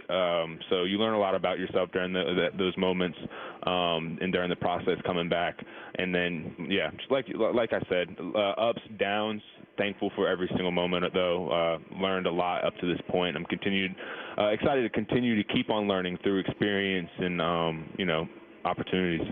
How have you felt out there on the field as each subsequent week kind of goes by? Do you gain more confidence? Does it feel like everything's kind of slowed down? Or what's it like now week after week when you've gotten more and more playing time? 100%. The game definitely, like, the more reps you get, the more it slows down. Last year, coming off of my injury, I would say that was something that was really hard, was not having the reps under my belt, coming into the season. I was cleared with a little, at the end of training camp, and I missed a lot of football. So coming off of that knee injury was really, really hard, but it's kind of helped me have gained new perspective on it. And, the reps and my view on them, just like how important they are and how critical they are to success and, being a good football player. Hey, I'm kind of recapping your highlights of the first half of the season. You've had tons of them. Love what you've been doing, but one that sticks out is your sack against Jacksonville and just the way you time the snap count from Trevor Lawrence. Kind of walk us through that play. Yeah, I get a call from the sideline. It's a linebacker pressure based on the look we got. Realize that it's me, that I'm the one in the pressure. I know it's, I think it was get back on track, or it was second down. I'm kind of expecting, we're on the 50-yard line, so I was kind of expecting like a play pass because back was at home, quarterback under center. And then, I just try to blitz with intention, aggressive downhill. And, after that, it was really just reaction, trying to make a play and get to the quarterback. Drake, how important is it to have a good connection and to build the chemistry with Ernest Jones? And how has that developed for you guys now that you have started to play more alongside him? It's been great. It's super important, too, because we're kind of on a string in a lot of things. We've got to be on the same page in how we're going to play different runs, different looks, different pass plays. We're really on a string, and what we do ties in together a lot. So developing that relationship has been a lot of fun. As we, get more and more reps on the field together, I feel like the bond is going to continue to grow. But up to this point, it's been a lot of fun, playing beside a great player like EJ. Hey, tonight, Commanders play. You get to watch them, but you don't know yet this next week if it's going to be Jaden Daniels or Marcus Mariota at the quarterback. How does that kind of affect your prep throughout the week? I haven't watched much up to this point. So I'll be interested to see, how or if the offenses even operate any differently based on which one of them are in there, because they are both pretty similar play styles. They're mobile guys. They like to be utilized in the run game. So I can't answer that right now, but I'd be interested to look into that and see if the offensive operation changes at all based off which quarterback is playing. So is there any other players out there that you'd be watching for tonight, especially if Jaden Daniels is able to go next week? What other players stand out to you about the Commanders? I mean, I think they got a lot of good players. They're wide receiver one, Terry McLaughlin, and then the rookie running back runs the ball hard. I mean, they got Ertz. Zach Ertz is a good player. Oh, I said McLaurin. My bad. Terry McLaurin. I knew what you meant. Yeah. No worries. Yeah. Yeah, and then, I mean, they got a number of good players out there. So, I mean, just watching the entire offense tonight for sure. Well, Drake, sounds like it was a good, tough practice coming out of the bye week. So we appreciate you taking the time to join us today. And best of luck this week and moving forward the rest of the season. Appreciate you guys. All right, thanks, Drake. All right, that's Seahawks linebacker Drake Thomas. The Seahawks Player Spotlight is presented by 3 Tree Roofing. Brian, we're going to come back and hear what I think is the strangest piece of NFL analysis I've ever heard. That's when we sweep the dial. Up next on Wyman and Bob, Seattle Sports and the Seattle Sports app. Hawks Live. Presented by the Dining District at the Bellevue Collection. Thursday nights from 7 to 9 p.m. Live from Bellevue Square Center Court. Come on by and join hosts Michael Bumpus and Paul Moyer and a different Seahawks player every week. This should be fun. Hawks Live. Thursday nights from 7 to 9 p.m. Exclusively on the home of the Seahawks. Seattle Sports on 710 and the Seattle Sports app.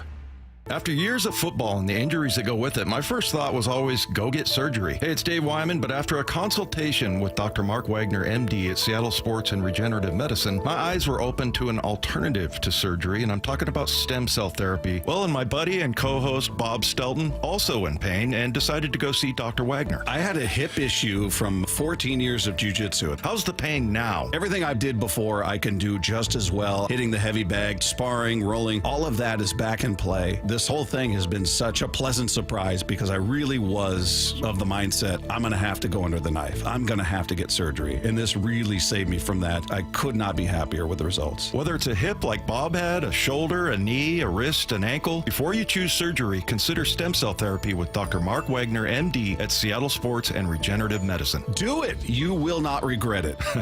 Hey, get the facts, hear from all the patients I've talked to, and schedule your consultation at drmarkwagnermd.com. The stock market's on fire. AI stocks are performing at all-time levels. We hope you, like many of our investors, have taken advantage of it. A famous man once said, buy low, sell high. There's also $8 trillion of cash sitting on the sidelines. Investors are either scared or they don't know where to go. Hi, I'm Scott Rirucka, CEO of Legacy Group Capital in Bellevue.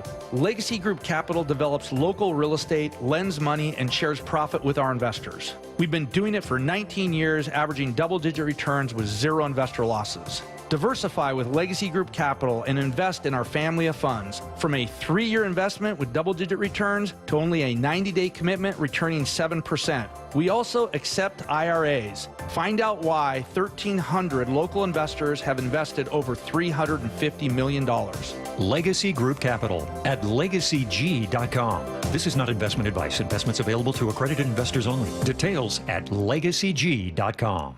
Hey, Brock Hewitt here. For my friends at People Come First or PCF Construction Group, are you tired of just grilling in the cold and rain every winter in the Northwest? Well, with a patio cover, heater, and fireplace from PCF, you can enjoy your outdoor deck or patio all year long, staying warm and dry, even in the wintry months. And I have a special offer for you. PCF's Black Friday sale runs through November, and you can get up to 20% off your entire project, plus no payments and no interest until 2027. Most people don't consider building a deck in winter, but if you want yours ready by next spring and summer, then contact PCF right now to start planning. Spend the winter dreaming, designing, and approving your project so you're ready to build by the spring. Remember, planning and permits take time, so get started right now. Find all the offer details, get project ideas, and browse photos at PCFgroup.com or call 425-629-8476. That's 425-629-8476, PCFgroup.com. When it comes to the security of your business,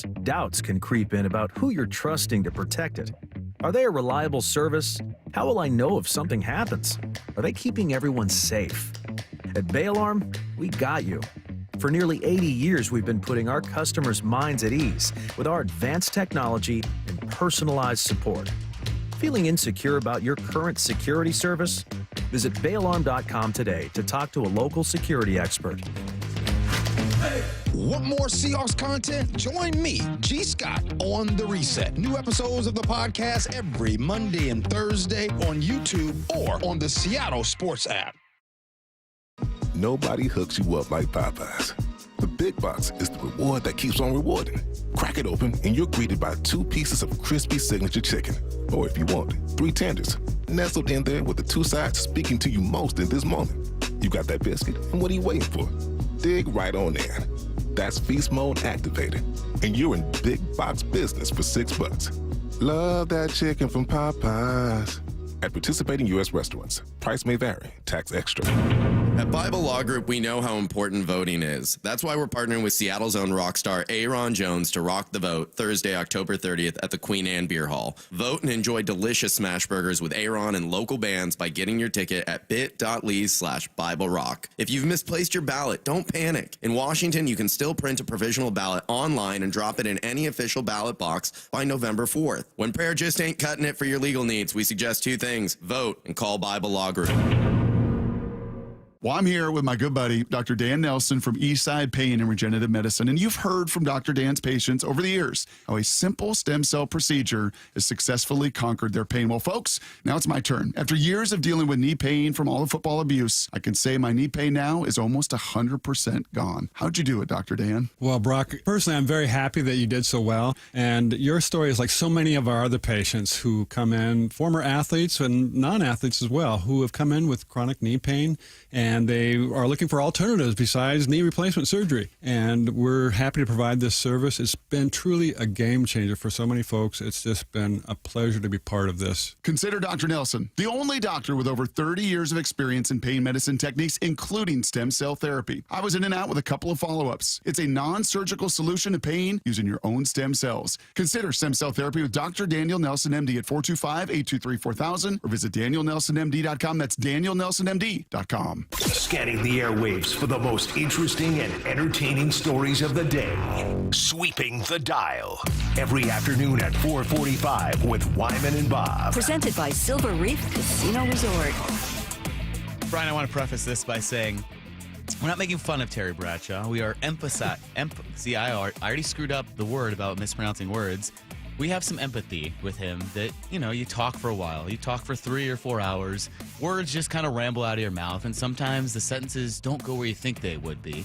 So I say all that to set up the fact that we understand a thought often doesn't translate on air to how it happened in your head. Because I don't really know where Terry Bradshaw was going with this, but last night of the Fox postgame show, in trying to talk about Chiefs Commanders tonight, he uttered this. But the thing that I would worry about more so in Washington is the other day I text Andy Reid, and I got a text back, and I thought it was Andy Reid, but it was some guy selling pigs. But it sounded good. I should have told y'all that, so y'all would have thought I actually talked to Andy Reid, but I didn't really talk to Andy Reid. I wish you could see the people behind the cameras because they're like... The point is... So he got in touch with a pig farmer. It was not Andy Reid. Maybe he's trying to make some deeper analogy, and he was trying to turn the point back around. When I heard that, I thought of, do you ever watch The Office? Yes. Where Michael Scott one time had a thing, he goes, sometimes I'll start a sentence, and I'll lose it and hope I find it along the way. In our pre and post game show, we have moments like this, and someone will say something, and when he goes, you should see our guys behind camera. I'm envisioning all of us just breaking down. We're off air, we're hitting the mute button, and we're all just dying and hoping that one person can carry us through the rest of that segment because we've already lost it. And that's what I'm envisioning these guys behind the camera all doing. Everyone's dying. Everyone's laughing. Like, what is happening? Yeah, and there was a shot of Michael Strahan on the desk. He was very quizzical look, had no idea what was happening. I don't even know how you respond after I've never done that to you, have I? You're like, no, we haven't had enough of a sample size, though. True. Maybe. Give it more time, more hours. I know I've said things where I'm like, that didn't sound correct at all. And you just have to throw words out there. Good. And sometimes they sound like a pig farmer instead of Andy Reid. So there you go, Terry Bradshaw. I wonder how long he's been texting this pig farmer thinking that he's Andy Reid. Yeah, and at what point did the guy finally... I wonder if the guy went along with it. That would be really funny. If he caught on and was pretending to be the Chiefs coach and was giving all this baseless strategy and then finally was like, hey, man, I I work with pigs. I have no idea what I'm talking about. You know, this is good stuff. This is like why Charles Barkley is so good on air, too. Yeah. Stuff like this. This is what sports radio is made for. Yeah, it's what it's made for. It's entertaining. Fans love it. I love it. I think it's fun. That's why I put it in there. I want to see more of that from All right. Terry Bradshaw. Good stuff. Sweeping the dial. We talked about the big news at LSU. Brian Kelly getting fired last night despite, at first, what was rumored to be a $54 million buyout. Sounds like there might be some leverage there and it may go down, but that was the number thrown out there, and Paul Feinbaum on ESPN today was outlining why Brian Kelly had to be fired despite this massive prohibitive cost. Not only did they lose on the field, he lost in the locker room. I don't think he had anybody believing him anymore, and he certainly didn't have anybody in the stands believing him because they were all gone by the end of the game. But the most important person that didn't believe in him, interestingly, wasn't his boss, but it was the governor of the state of Louisiana, who managed to get in the middle of this because they have an interim president. They had a meeting yesterday. He decided, the group of them decided Kelly had to go. $54 million is a lot of money. Interestingly, Scott Woodward, who hired Kelly and allowed him to have that $54 million buyout, also hired Jimbo Fisher at Texas A&M, who got a $76 million buyout. Yeah, I don't know if you want to put that on your resume. AD, who hires coaches to such bad contracts that they get record-breaking buyouts. Crazy. Unbelievable where it's gone. We're seeing that everywhere. I think this is wild. You look at LSU, they've lost 3 out of the last 4 games. 3 of those, they're all to ranked. One was to number 3 Texas A&M. One was to number 13 Ole Miss at the time. Vanderbilt's actually pretty good this year, which is wild. But man, tough business. Tough business that they're saying, I'd rather pay this much money than have you coach our football team. Yeah, there's just no patience. And you and I were remarking about the fact that at Penn State, James Franklin, yes, did underachieve for years and years. He could never beat a ranked good team when it mattered. He was famously terrible against top 5 teams. But he took them to the Final Four of the college football playoff last year. Yep. And then they fire him in the middle of the season because he loses 3 games. I get it. You probably can't lose to Northwestern at home. That's pretty embarrassing. But it's that knee-jerk reaction of, hey, the Louisiana governor decides, this is too much. Can't have him coaching anymore. And that's what got the wheels in motion to finally get Brian Kelly fired. And you know what? The fans are probably happy. The fans are probably rejuvenated, saying, all right, new look, new team, and they're off to Alabama this week, so it doesn't get any easier for them. Crazy, crazy business. Sweeping the dial. Well, a coach that is very much not fired yet, but might be leaving, although he strongly denies that he's leaving, Steve Sarkisian of Texas. There's a report came out from Diana Rossini of The Athletic about Sark being interested in the Titans job. Now, after Texas's comeback win over Mississippi State, well, Sark was not happy. In fact, very annoyed about this report even coming out in the first place. I'd love to touch on this, so bear with me for a second, because it really pisses me off that one person can make a report that in turn the entire media sports world runs with as factual, to the point of my agency and my agents have to put a statement out that they never have done. Historically, CAA, Jimmy Sexton, and Ed Manowitz have never do that. But I had to do that to protect my locker room and my team. And I thought it was absolutely ridiculous. I thought it was completely unprofessional of that person to put that report out. And the fact that everybody ran with it is borderline embarrassing for the media. And I respect what you guys do. I really do, and everybody else. But the fact that everybody ran that as truth is really embarrassing. Okay, so I've got a small circle when I make decisions on what I do and what I don't do, and nobody would speak on my behalf without me knowing. And so where that report came from, I'd love to talk to that person because it's absolutely ridiculous. You know, my first thought after that, oh, he's gone. He's taking the job. I'm thinking that always happens. Come January, February, breaking news. Sark to the Titans. Now I understand not wanting to be associated with the Titans. I feel you there. So, yes, if he wants to turn that down. But we've seen this so often right across sports. Nick Saban, probably the most famous example, when he came out and was just berating the LSU media about not taking the Miami job. And then all of a sudden, he's off to the Dolphins, like the day later, everything like that. And even the story about Brian Kelly leaving Notre Dame for LSU is a wild one. That was brought back up to light over the past couple days. He was in a recruit's house eating dinner. They left abruptly. He finished dinner. This is the best part because these reporters talked to the recruit and his mom afterwards. Had like seconds and thirds, got up, left. They got out of there. Then the recruit found out through text and like social media that the guy that was just visiting him, trying to recruit him to Notre Dame, had taken the job at LSU. Well, at least he finished his dinner. At least you got to do that. You got to finish dinner. And what did he get this recruit to LSU? No, he probably did not after the way he bamboozled him there. That's absurd. But yeah, no, this will be. I'm gonna watch this. I'm gonna watch this story. I'm gonna see what happens. And I don't foresee anything happening here in the next before the season's over. But end of the year, this will be interesting to keep watching. Yeah. See if Sark actually, if there's some reality to this, and then people are gonna be throwing this back and at Sark. Reclipping this interview, how he just went off on the media and all that, and say, "Hey, remember when we were right?" Yeah, so we'll see. Well, Brian, our time is done here. It's been a lot of fun already. Man. Past couple days, Talking about things going fast. I know. Man, fired football coaches, great time talking about all this, talking sports with you. We'll bring you back at some point, but hey, thanks for sitting in past couple days with me. Good to be here. Thanks for having me. And if you want to just wander in one day, there's an open chair, but. That's what I do. I like to put my face in that window and annoy Bump sometimes. Yeah, he's going to miss that. All right, thanks to Brian for sitting in the last couple of days. Our thanks to Ryan Rowland-Smith today and Drake Thomas as well. Bob is back tomorrow. Wyman is back on Wednesday. But coming up right now, Game 3 of the World Series. It's the Dodgers and the Blue Jays coming up from L.A. here on Seattle Sports. ESPN senior MLB insider Jeff Passan with Brock and Salk. If you are in the Mariners front office, what are you spending your offseason focusing on? This feels like a beginning, not an end. I see this being the beginning of the best run in the history of this franchise. The sheer number of really good prospects that the Mariners have lead me to believe that they're going to be in this position again. Get more on the Seattle Sports YouTube page and the Seattle Sports app.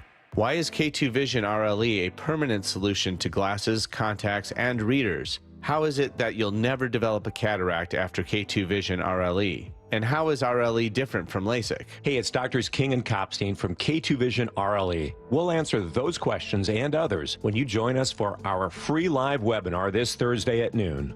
Andy, what are some of the other questions you hear? Well, how long is the procedure and recovery? Or who's a good candidate for RLE? And we'll also answer, how much does RLE cost? Is there financing available? Does insurance pay for RLE? Find out how K2 Vision RLE is the permanent solution to glasses, contacts, and readers. And cataracts too. Right, no more cataracts. K2 Vision's free live webinar this Thursday at noon. Space will be limited, so register now at k2visionrle.com. Join us at our free live webinar this Thursday at noon. Sign up at k2visionrle.com.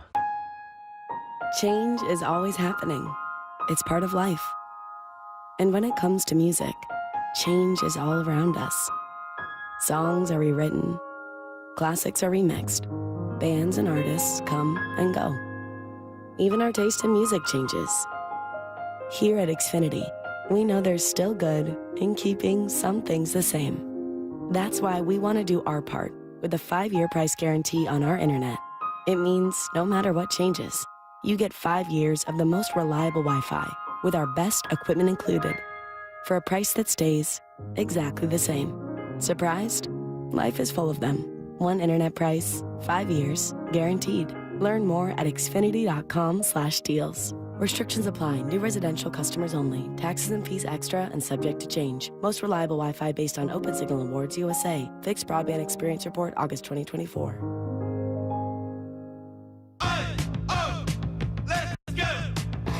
You're still glowing, flirting, grooving. You still got it. But your immune system weakens as you age, making it harder to fight flu, pneumococcal pneumonia, RSV, and COVID-19. Vaccines are a key part of any health routine and help strengthen your immune response. Ask your doctor or pharmacist which vaccines you need. Schedule in minutes at vaxassist.com. Sponsored by Pfizer. Find what you love, love what you find. A Total Wine and More. There's so much waiting for you. Spirits and beer, thousands of wines. Guides in the know and prices so low. It just might blow your mind. You're gonna find what you love and love what you find. find. With curbside pickup and delivery available, you'll always find what you love, only at Total Wine & More. Drink responsibly, B21. This is a special alert to all Americans who own a vehicle with less than 200,000 miles with an auto warranty about to expire or with no warranty coverage at all. Due to a decline in the economy, CarShield is announcing a low-cost month-to-month vehicle protection plan that is now available to the public to save any driver out-of-pocket expenses on future auto repairs. Call now to find out how you can pay almost nothing for covered auto repairs. Yes, you heard that correctly. Pay almost nothing for covered auto repairs. An open phone line has been established for all drivers to call for a free quick quote. Call 800-292-4541 now. Drivers who are covered will not have to pay for covered repairs again. This protection plan is at an all-time low. Additionally, drivers who activate this vehicle protection today will also receive free roadside assistance, free towing, and car rental options at no additional cost. Call us for your free quick quote today. 800-292-4541. That's 800-292-4541. What do you have to lose? Call 800-292-4541. Again, 800-292-4541. I'm still going for it, even with higher stroke risk from atrial fibrillation, an irregular heartbeat not caused by a heart valve problem. Over a 3-year study, Eliquis apixaban tablets reduced stroke risk better than warfarin, and over 97% of Eliquis patients did not experience a stroke. A first stroke occurred in 2.9% of warfarin patients versus 2.3% of Eliquis patients. Don't stop prescription Eliquis without asking your doctor. Stroke risk may increase. Eliquis can cause serious and potentially fatal bleeding. Don't take if you have an artificial heart valve, abnormal bleeding, or antiphospholipid syndrome. While taking, you may bruise more easily or bleed longer. A spinal injection increases blood clot risk, which may cause paralysis. Get medical help right away for unexpected bleeding or bruising, or back pain, tingling, numbness, muscle weakness, or incontinence. Aspirin products, NSAIDs, SSRIs, SNRIs, and blood thinners increase bleeding risk.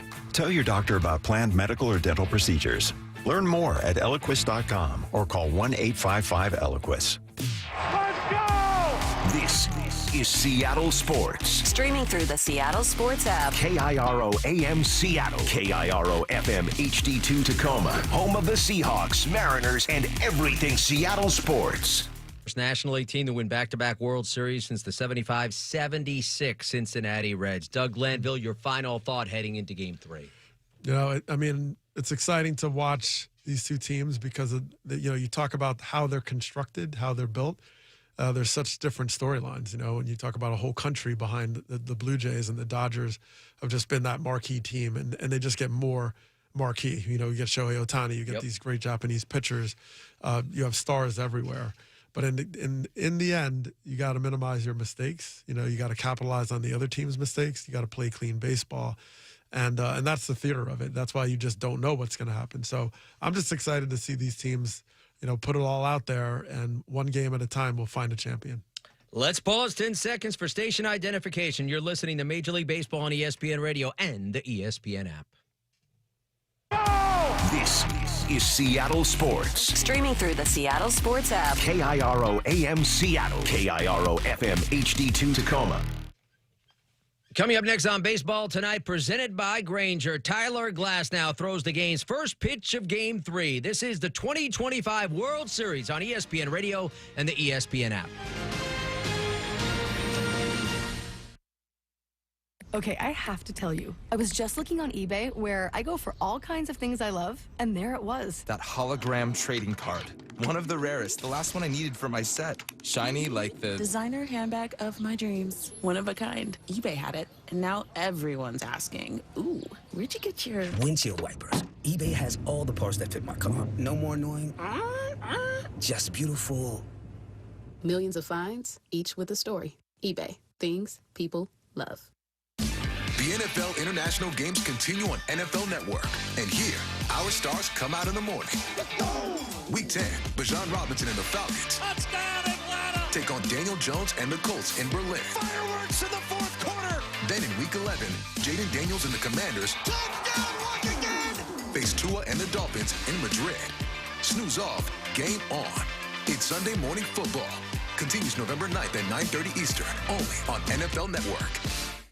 A SoFi personal loan is here to help you achieve something once thought impossible, overcoming high-interest credit card debt. Walk the tightrope of your finances with one low, fixed-rate monthly payment, no fees required, and as soon as the same-day funding. That's right. Pull off your own debt-defying stunt with a SoFi personal loan. Visit SoFi.com/trick to learn more. Loans originated by SoFi Bank, N.A., member FDIC. Terms and conditions apply. NMLS 696891. Confidence is knowing you're ready to handle whatever comes your way. That's what it feels like to take on your workday with Cintas. They make sure your AEDs are up to date, your fire extinguishers are tested and inspected, your floor mats are cleaned and delivered, and your workwear looks good, feels good, and is freshly laundered with a Cintas Apparel Plus program. So are you ready to take on today? Visit Cintas.com. Oh, I'm ready! And get ready for the workday. Get in the zone, AutoZone. Charlie's battery is struggling to start. Not ideal before the tailgate, so he goes to AutoZone, Welcome to AutoZone. where a friendly AutoZoner tests his battery for free. Looks like he needs a new one, so he gets the Duralast battery. Have fun and stay warm. And he makes it to the tailgate early enough to get his favorite spot. Free battery testing and charging. No hassles, just help. Get in the zone, AutoZone. Restrictions apply. Do you have trouble getting in and out of the bathtub? Are you afraid you'll slip and fall entering or exiting a tub? Safe Step walk-in tubs can transform your bathtub from an area of concern to a calming refuge. Call them today at 1-800-731-4558 and save $1,600. Safe Step walk-in tubs and showers are proudly made in Tennessee and offer an ultra-low step-in, avoiding that difficult climb over a traditional bathtub wall. They also offer a variety of therapeutic benefits that may help soothe your aching muscles and joints, increasing your mobility, boosting your energy, and improving your sleep. Safe Step walk-in tubs are designed to easily fit your existing tub space and are often installed in as little as one day. Just dial 1-800-731-4558 today to save $1,600 and receive a free shower package. That's 1-800-731-4558 for a free no-obligation consultation and to save $1,600. Safe Step walk-in tubs. Safety never felt so good. 8 years ago, I blew my football career. He dropped it at the 1-yard line. Chad Powers has arrived on Hulu. If I can't play as Russ, I'll play as someone else. My name's Chad. And last name? From executive producers Eli and Peyton Manning. Remember, you wearing a prosthetic mask? This is acting. And starring Glenn Powell.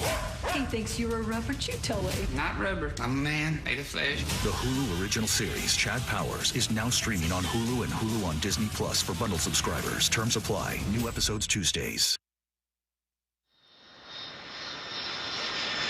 And just like that, it's a best of 5. As the World Series moves across the border, it's difficult to predict what will happen next. After an opener that featured an offensive outburst from the home team, we were treated to a classic pitcher's duel. And Gausman gets him 1-2-3 for the 5th straight inning. In there, got him looking.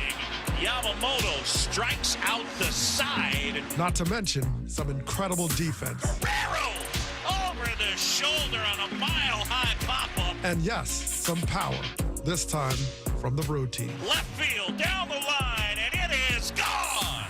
Home run for Will Smith. But now, as the Dodgers return to the stage they know best, Don't say you hate LA, but live in LA and pretend. we have to wonder how long until the LA star power shines through. Because through 2 postseasons, we know the type of moments LA is capable of. Swing and a drive. Right field. On its way. Gone. Ball game. A walk-off grand slam. Freddie Freeman. Swing and a drive. Center field. That one back on its way. Gone. 3 homers. Shohei Ohtani. What can he do? Can Toronto squeeze one more gem out of Mad Max?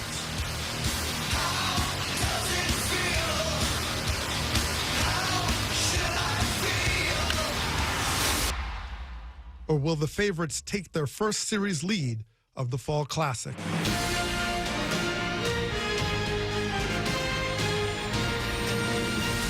Now, Live from Dodger Stadium in Los Angeles, California for Game 3 of the World Series. With Buster Olney, Eduardo Perez, and Jessica Mendoza. Here's John Shambi.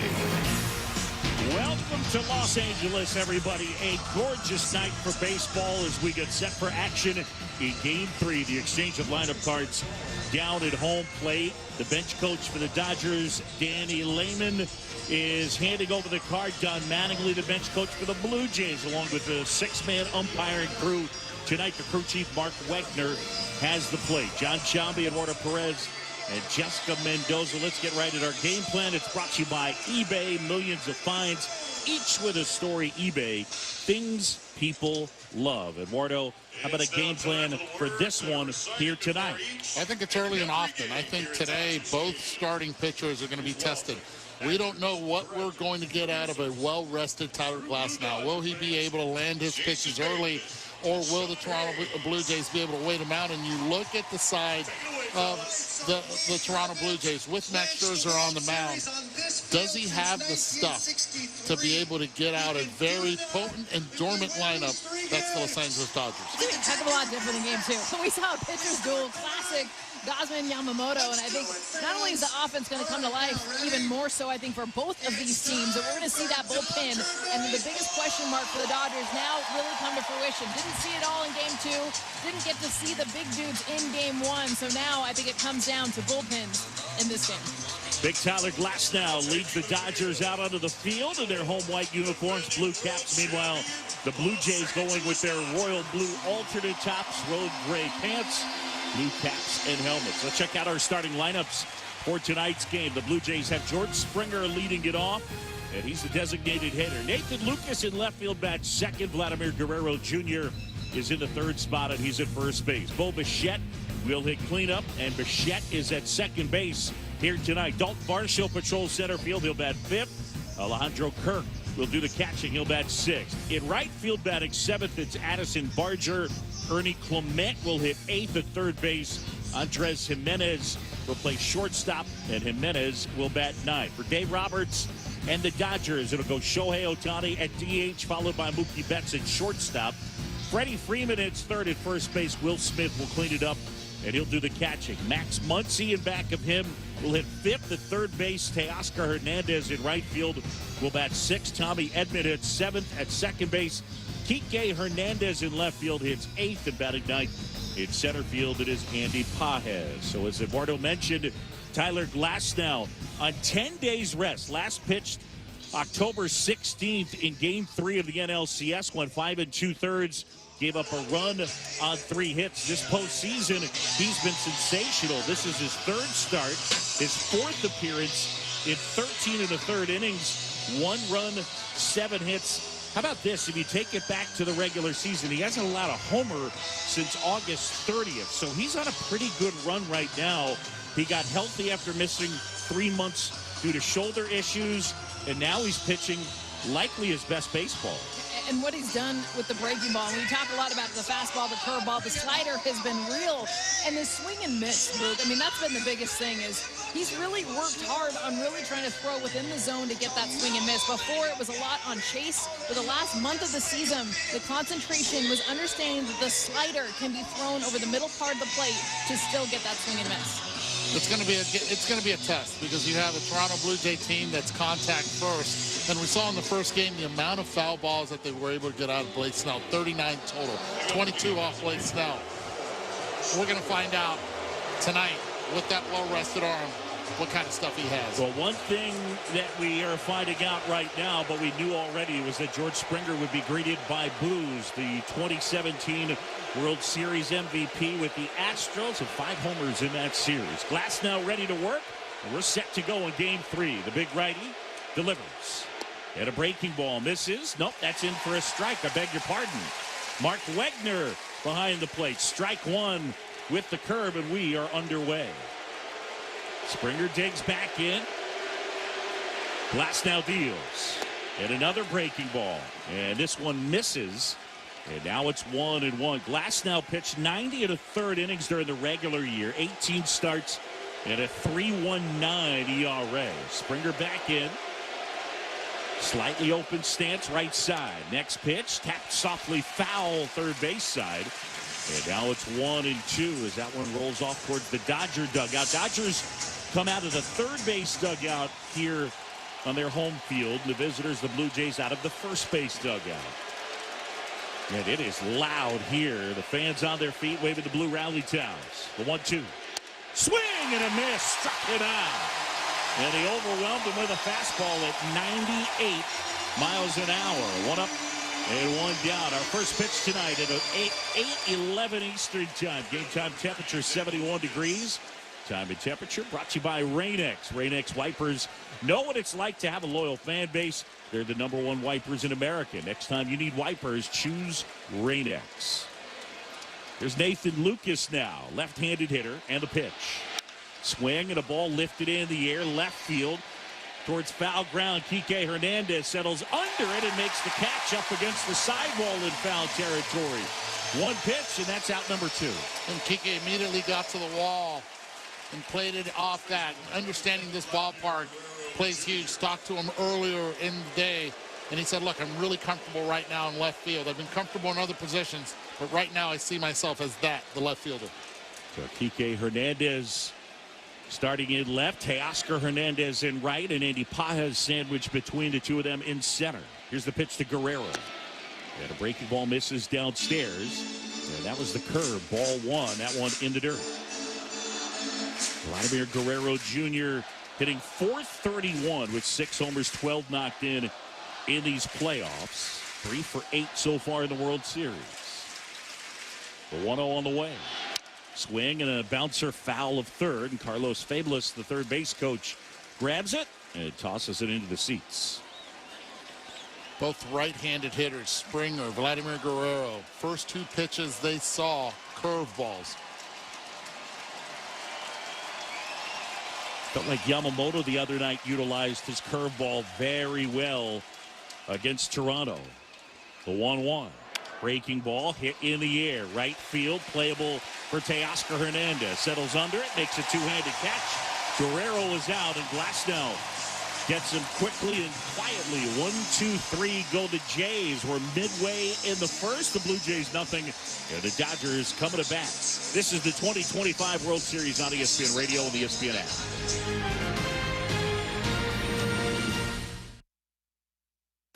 What is it that makes the all-new Hyundai Palisade Hybrid an incredible SUV? Is it the spacious interior that's comfy for the whole crew? Or the capability to go off-road? Maybe it's up to 600-plus miles of range. What if it's all of that and more? What is it then? The all-new Hyundai Palisade Hybrid. So much more than just another SUV. Visit HyundaiUSA.com or call 562-314-4603 for more details. Coach Saban here, and let me tell you, every second matters. Preparation is everything, and that's why I trust Kidde Smoke Alarms. And as North America's #1 home fire safety brand, they're built to respond over 25% faster to smoke detection. Kidde helps protect what matters the most. Find it at the Home Depot. How doers get more done. #1 claim based on total household installations as of December 2023. 29% faster average smoke detection based on internal testing of smoldering wood fires for Kidde 9th edition versus leading competitor 8th edition product. Individuals and businesses with tax problems, listen carefully. If you owe over $10,000 in back taxes or have unfiled tax returns, U.S. Tax Shield can help you take back control. The IRS can seize your bank accounts, garnish your paycheck, close your business, and file criminal charges. Our team of tax attorneys can stop collections and get you protected. U.S. Tax Shield offers a price protection guaranteed quote to get you protected today. U.S. Tax Shield is A+ rated with the BBB, so call 800-494-6139. U.S. Tax Shield, 800-494-6139. Every great team has its core players, but when the season gets tough, adding the right free agent can make all the difference. The same goes for business. At Robert Half, we found that 67% of companies surveyed plan to increase their use of contract talent to handle workload peaks and backlogged projects. With Robert Half's specialized recruiters experience, combined with our award-winning AI, you can quickly find the skilled candidates you want. At Robert Half, we know talent. Discover how we can help at roberthalf.com/talent. This is the 2025 World Series on ESPN Radio and the ESPN app. Bottom of the first. first in L.A. John Shambi, Eduardo Perez, and Jessica Mendoza. Buster Olney with us as well. As the Dodgers come up to hit, it'll be Ohtani, Betts, and Freeman against the 41-year-old future Hall of Famer Max Scherzer. He goes 6'3", 208 pounds. The former first-round pick, who's a 3-time Cy Young Award winner, 8-time All-Star. He's 11th on the all-time strikeout list, and a guy who is no stranger to the playoffs. This tonight, his 27th postseason start, and he becomes the first pitcher tonight to pitch for 4 teams in the World Series. He winds it up and deals.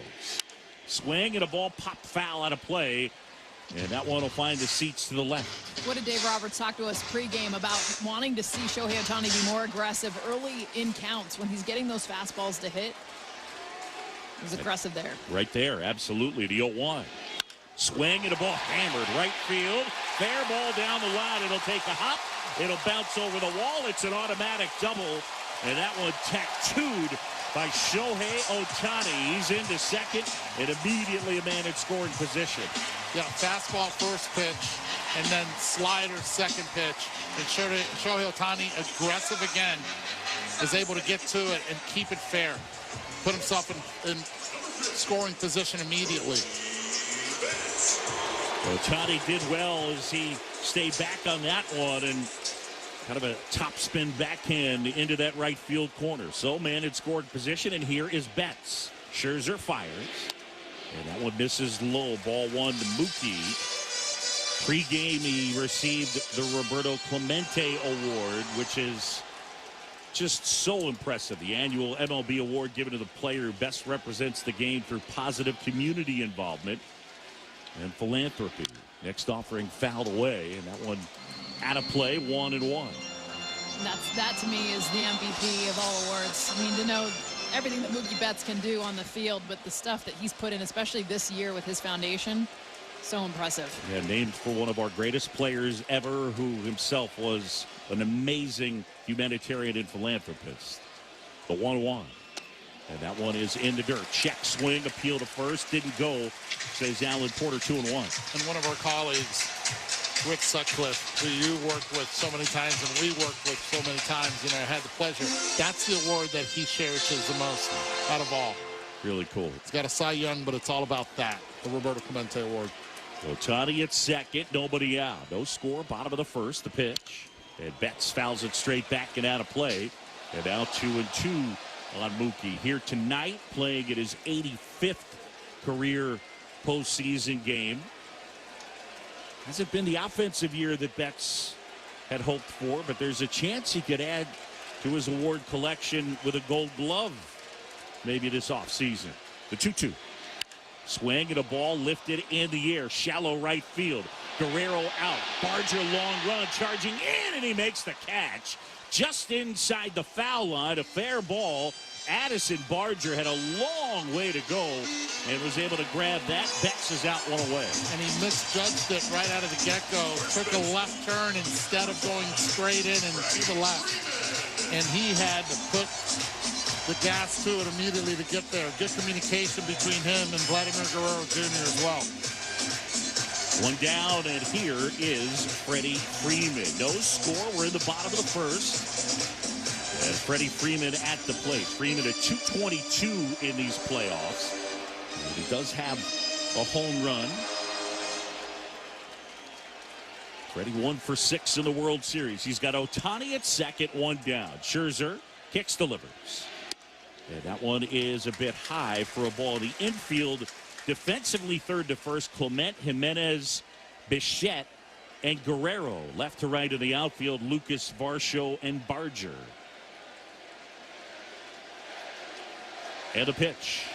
Swing and a miss. It's the first swing and miss that Scherzer's been able to get.